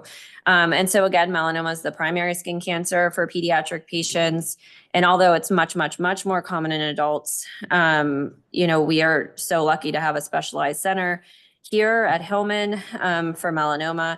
But in the past, our pediatric patients sometimes were referred there. Dr. Kirkwood used to see some of them, but really they were going to other children's hospitals. Families in our community were traveling really far distances to find someone to care for them. And oftentimes they were lost to follow up and just not sure where to turn. And so the goals of our program are truly to provide excellent clinical care first and foremost.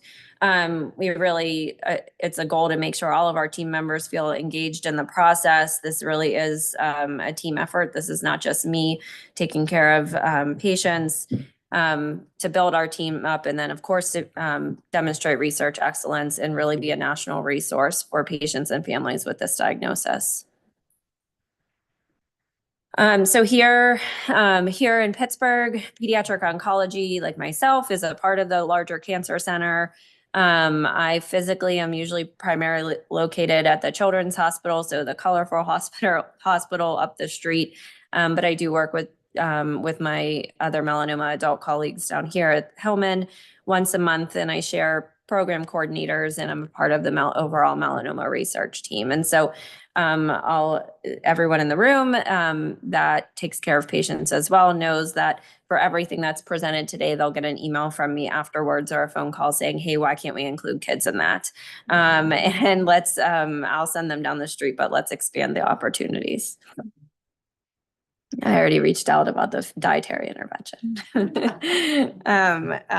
Here's our patients, our providers. So I lead the program. Like I said, we have a dedicated pediatric dermatologist. Dr. Kirkwood's been instrumental to building this program over the years, and still is on speed dial for me for any questions that do come up. And then we have dedicated pediatric plastic surgeon and oncology surgeons who help take care of these patients as well.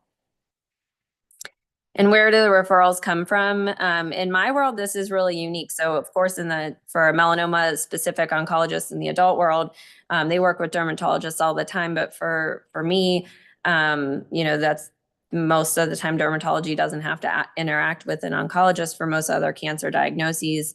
And like I said, these patients are oftentimes just at a loss as to where to go. And so we've studied this extensively. We've published this. I reach out to dermatologists and surgeons and pediatricians in the community, but the patients really do kind of get lost in the mix. They're not sure if they're supposed to go back to a dermatologist. Do they go to a surgeon? Do they go to our subspecialized surgeons at the Children's Hospital? They come from other children's hospitals around the country, and then luckily now we're getting more and more direct calls into our melanoma center. Again, I share a melanoma coordinator, and oftentimes we're getting second opinion requests from other physicians. And we do love to see kids. Yesterday, I saw a baby in clinic here at Hillman, and the staff loved it. The baby's doing well. All right, so here's our, just to share with you the progress that we've made over time. I joined Dr. Kirkwood when I was a trainee in 2015 to embark on melanoma research. At that time, the cases that we saw as a whole, whether it was at the adult or pediatric program of pediatric melanocytic tumors, was less than 5 per year. I was disheartened by that, and Dr. Kirkwood, I will never forget, told me that if I built a program, patients would come, and he was right. And so since that time, we've been receiving referrals on the order of about 30 to this year, likely over 40 new patients a year. We have a team that helps ensure that those patients are followed up and not lost to follow-up. And then as you can see, over the past couple of years, our program really has taken on a larger national reputation, and we're receiving a lot of referrals from patients all over the country, or second opinion requests from other physicians. So there's many bureaucratic obstacles just getting patients here from out of state, and we're working to get over those. But in the meantime, I will still always provide care for them and provide recommendations. And so lastly, I'll highlight the importance of research in improving outcomes, and really thank you to the patients and families that participate in this every day. And so here's a timeline. I thought I would show this and just talk a little bit about how it is so incredibly important that our clinical programs truly inform our research program. We cannot do this without patients and families. We can't improve the outcomes for other patients without the willingness to participate in studies from current patients. And so you can see, as I talked about before, in 2015, we launched the program. In 2017, I was no longer a trainee and came on as faculty. In 2019, we started initiatives to retain our patients and not lose them to follow-up. And in 2023, we started doing outside second opinion consults. And all along the way, the white bubbles are different awards and funding mechanisms that were provided to support the work that we're doing. And so when I'm seeing a patient in clinic, and we have one of my patients here, they know we'll talk about their clinical care and how school's going and everything that's important in their world. And then before they leave, I'm going to present the array of options that we have to include them in studies and make progress for them and other patients. And so just a little bit about this here. One of our other foundations supported an award in 2022 to create a prospective registry for patients with pediatric melanocytic tumors. And so our prospective PEDS and AYA melanocytic tumor registry launched a year ago. This is open to all patients that we see, and is presented by our dedicated pediatric melanoma clinical research assistant. And this is really an effort to include these patients that have otherwise been excluded from many of the studies. So patients that have these unsure if this is melanoma or cannot rule out melanoma diagnoses, and those kids that have conventional adult type melanoma as well, but to follow them really for the long term. So we've enrolled 60 patients to date over the past year, which is exciting. This includes complete data, similarly to what was discussed before about collecting the data and how incredibly important that is for research. We include photographic data, which I can talk a little bit about. And then importantly, our patients and our parents complete surveys about the experience of living with this diagnosis and undergoing the treatments related to it, and we'll have long-term follow-up.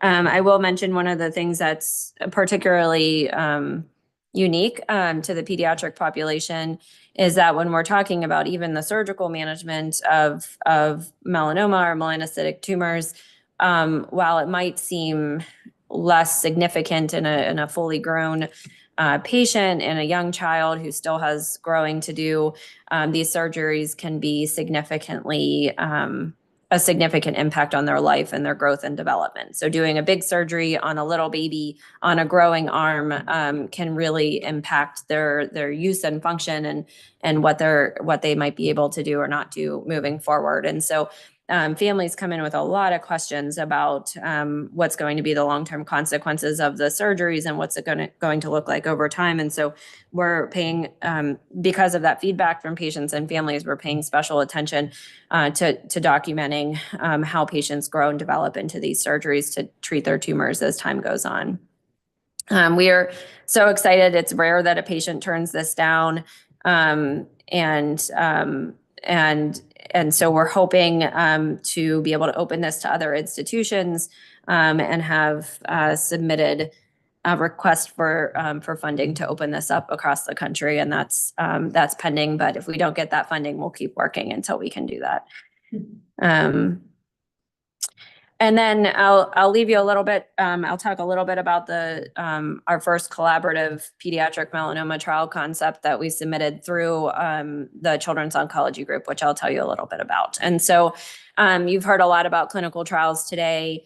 In pediatric oncology, we function as a consortium under something called the Children's Oncology Group, or COG. This is the largest organization that's devoted exclusively to pediatric and adolescent cancer research.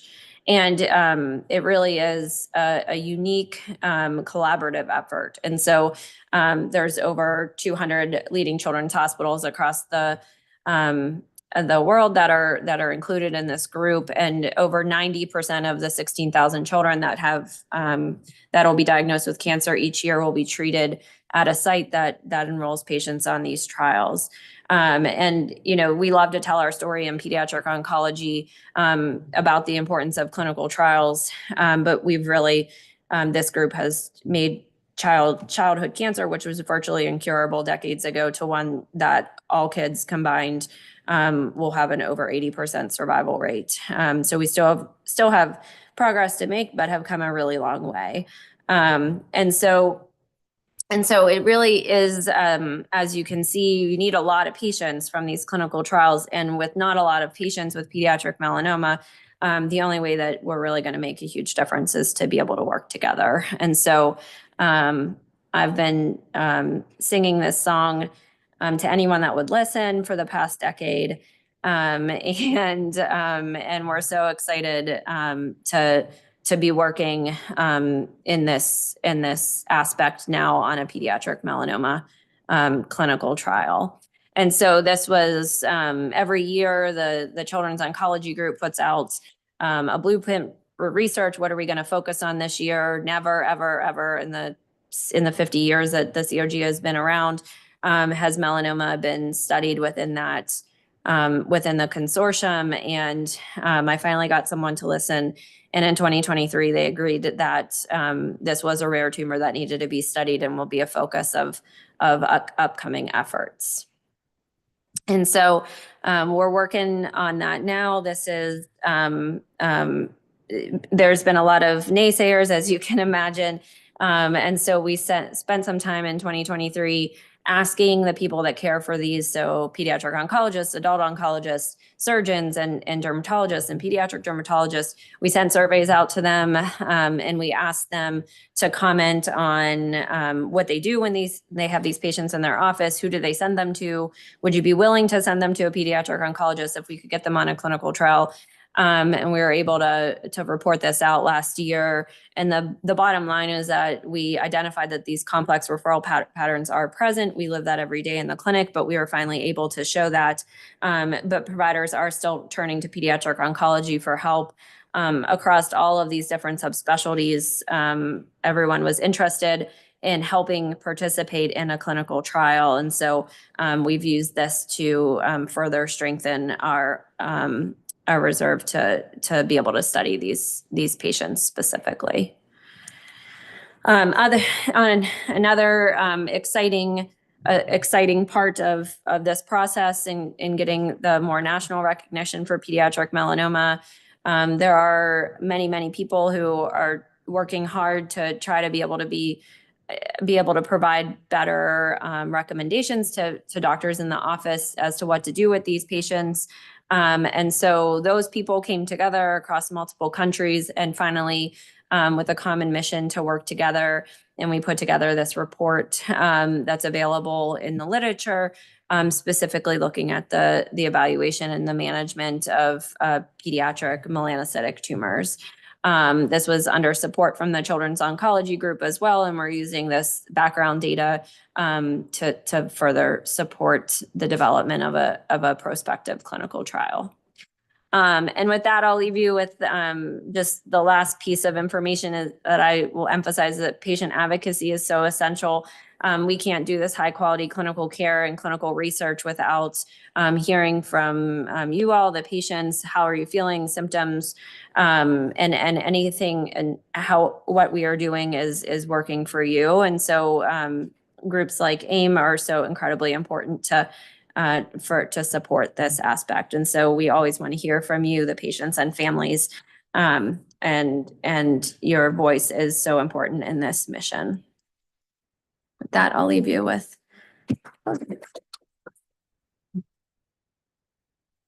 Thank you. Brittany. Thank you. Any question in the audience for Brittany? So I have two questions online. Basically, that's the same question. So do melanoma in children look different than in adults? Yeah, does it, if that is the physical appearance of melanoma, the answer is yes.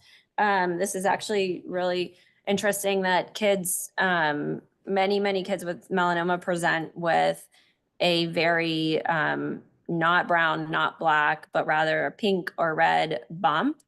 Is so common. And so, and we've compiled our data from the patients that we've seen of how many patients have been given misdiagnoses or been treated for something that was not at all even mole related. And so a lot of times providers think these kids actually have a wart, or they think they have, there's a couple other diagnoses that are benign. Sometimes people try to open them up thinking that they're an abscess or a skin infection. And so really trying to let the providers that are seeing them first know that they oftentimes are not a traditional mole is so important. And under the microscope, can you tell us about the difficulty in general of the diagnosis? Yeah, so the group that I talked about that is Spitz or Spitzoid. Spitz was a pathologist last name that discovered these, that they look like melanoma under the microscope, but they have different features to the cells that you see. And there's not one test that says whether something's a melanoma or on its way to be a melanoma in that category of Spitz. And so we do a lot of fancy testing and molecular testing and try to characterize them, but we still don't have the holy grail. And so that's why oftentimes when I'm seeing patients, I don't get like a nice line of this is melanoma. It's rather a big paragraph describing what they see and then asking me as the clinician to kind of figure out what to do with that based off of what they're seeing under the microscope. Yeah. Thank you, Rita. Thank you. Good. Thank you. Yeah, thanks so much. So I think we are going to move to the closing remark there. Just before that, I would like to give my grain of salt to the discussion and coming back to what you were telling, advocacy, right, for this research. And the fact that John Kirkwood was saying that we want patients to be involved and say that their voice may be heard. I think that's extremely important, right, to us to understand what are your needs. That's really important. And thank you again for your contribution to the new trial, to the banking. That's extremely important. It takes time. It takes, effort to give blood and so on. So we are very, cognizant of that. And we thank you a lot of that. For some reason,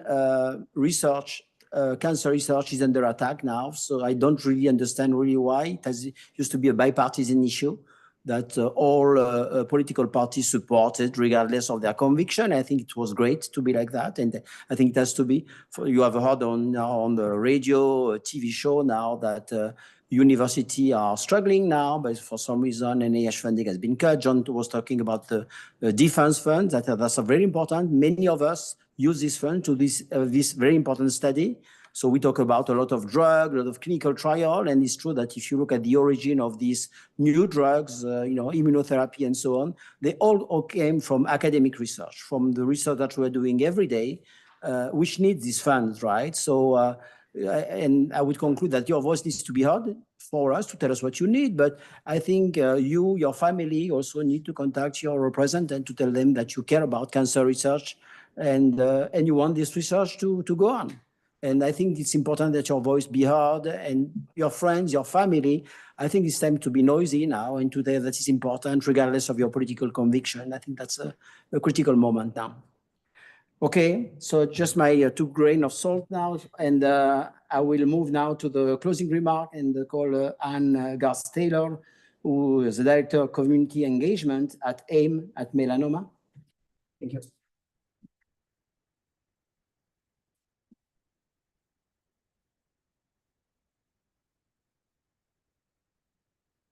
Good morning, everyone. I hope you can hear me. Thank you for a few moments of your time at the end of today's symposium. I want to start my remarks by, of course, thanking UPMC and the Hillman Cancer Center for co-hosting this symposium with AIM at Melanoma. Again, Dr. Kirkwood has been alongside of AIM at Melanoma from its very origins, and so we want to thank him for that and helping us to disseminate education to melanoma patients across the country.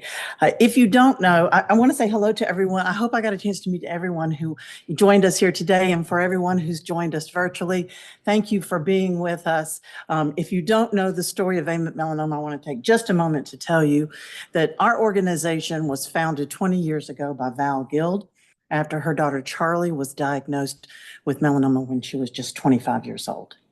And unfortunately, Charlie didn't respond to the only FDA-approved treatment that was available at that time. After she passed away, Val founded AIM at Melanoma with 2 purposes. One is to find a cure for melanoma in our lifetime. Let's hope that happens. We've done a couple of things I want to just bring to your attention towards that aim. One is we founded the International Melanoma Working Group, which Dr. Kirkwood is a part of. And also, we have established 5 tissue banks across the country, and you've heard a lot about that today from me. So we are working as fast and furiously as we can towards that aim.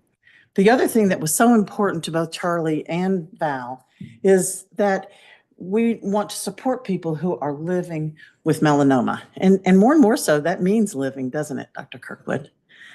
And that's a wonderful thing. I think there was a lot of hope today in the presentations that we're giving. So what I'd like to do is introduce you to AIM at Melanoma if you don't already know about us. And many of the supports that we offer come through our website. So I want to introduce you to those resources that are available there. So by far, the most frequently visited pages have to do with the various stages of melanoma and then the related treatment. In addition to that, we have side effect management guides that may be valuable to you during your period of treatment. Another important area for visitors to our website is a section that we have on clinical trials. And you've heard a lot about clinical trials today, you know, how you get into them, why you might participate in them. You know, we have a clinical trial matching service that you can be a part of. So I want you to visit our website and take a look at that. And we have a brand new page on there about TIL therapy, and it, you know, with detailed information, what TIL therapy is, and what it entails. And, you know, again, you know, how you can find out where those centers that are providing TIL therapy are located.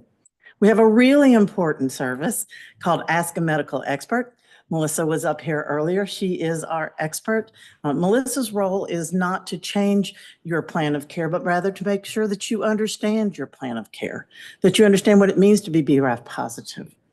And so we have a webpage where you can go to. There's a form at the bottom of it. You can ask Melissa a question, and she absolutely will get back to you and answer your question. And then Melissa decided that what she'd like to do for, I guess, for those of us who are auditory learners instead of visual learners, is she's done a series of webinars based largely on the questions that come into her from the Ask a Medical Expert program. She's done about 30 by now, and probably the most frequently visited webinar from that series is, I've been diagnosed with melanoma, now what? And that's a 3-part series. The first 2 are directed towards patient and patient care. And the last one is for caregivers, because we know that caregivers are an important part of the treatment decisions that are being made. We have a section, as you see down there at the bottom, on caregiving, because we want caregivers to not only take care of the people they love, but to take care of themselves along the way. We have a podcast called Beyond the Clinic. This is a wonderful podcast that focuses on the emotional roller coaster that accompanies being diagnosed with cancer. We have a new host. Her name is Samantha Siegel, and she is the Director of Cancer Survivorship at Kaiser Permanente in San Francisco. She herself is a survivor of cancer, and her husband as well. So she has a lot to say about what she calls vitality from the time of diagnosis. I just can't encourage you enough to listen to her talk with other survivors and experts in the field about managing anxiety and depression, embracing the sun, embracing your life in general. And so I direct you to our podcast. And I also want to tell you that, talk to you a little bit about this symposium and others. We co-host 10 a year with cancer centers across the country. And what we do and what will happen today is that immediately following today's symposium, this symposium will be available in its entirety, including the questions and answers, on both our Facebook Live, Melanoma's Facebook Live, and our YouTube platforms. So you can go there and watch it all over again, send it to other people in your family that you'd like to view it. And then in about 2 weeks, we will have taken each one of these presentations, divided them by topic, and then we put them back on the same place where you registered for the symposium. We put it back on that page so that you could view individual presentations. Lastly, I want to talk to you about Peer Connect. It is our one-on-one peer mentorship program. We have about 60 volunteers across the country who have who've gone through a melanoma journey, and they want to be a source of encouragement and inspiration for individuals who currently are going through a melanoma journey. And so if you are in need of that you want to add that person to your circle of trust, somebody that you can talk to about what it feels like, that change of perspective that occurs with a cancer diagnosis, please reach out to AIM at Melanoma and we'll connect you with a mentor. I could not leave without talking about the walk that UPMC hosts every year. This is a very important walk because 100% of the funds from this walk, which is scheduled for May the 10th, will go towards the tissue bank that we talked about earlier. It is an important fundraiser, but it's also an important moment when those of us who care about skin cancer can gather together, make a little noise.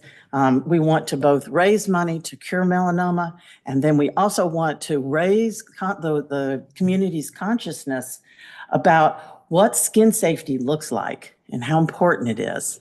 So please think about being there and being with those of the rest of us that care about this very important issue. So lastly, if I can help you navigate our website, find anything on there, please contact me. And I have put a survey for today's symposium into the packets, and also for those of you who have joined us virtually, a survey will come to you as soon as this symposium closes. Please fill that out for us so that we can make sure that we're presenting the content for you that's most important. And with that, I'm going to turn the podium back to Dr. Kirk. Thank you so much.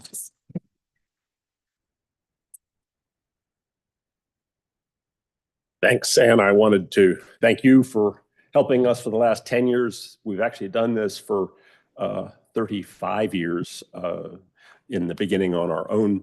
I wanted to thank all of the 8 speakers because they were really wonderful talks. They get better every year.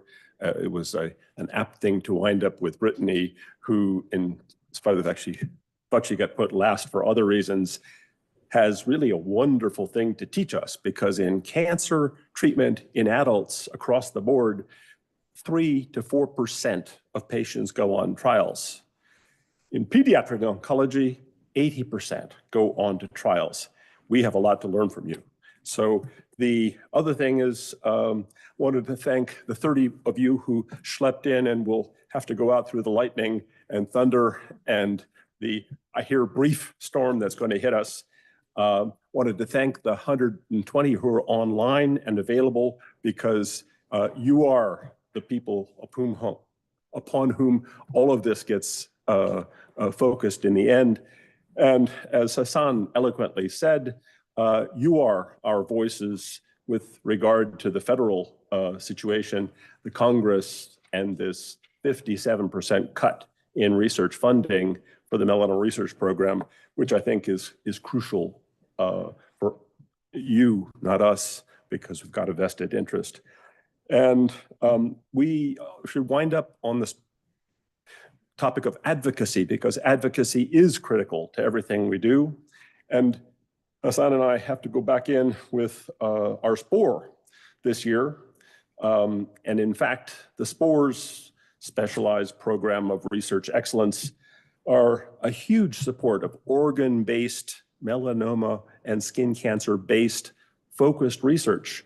And we have half a dozen patient advocates on our SPORE, and we're looking for more, so that if any of you are interested, either Zing, Dr. Zarur, or Zing me, pretty simple, Kirkwood Pitt EDU, we would love to add you to our advocacy board for the SPORE. And with that, thank you so much, and drive safely in this sloppy and stuff outside for a moment.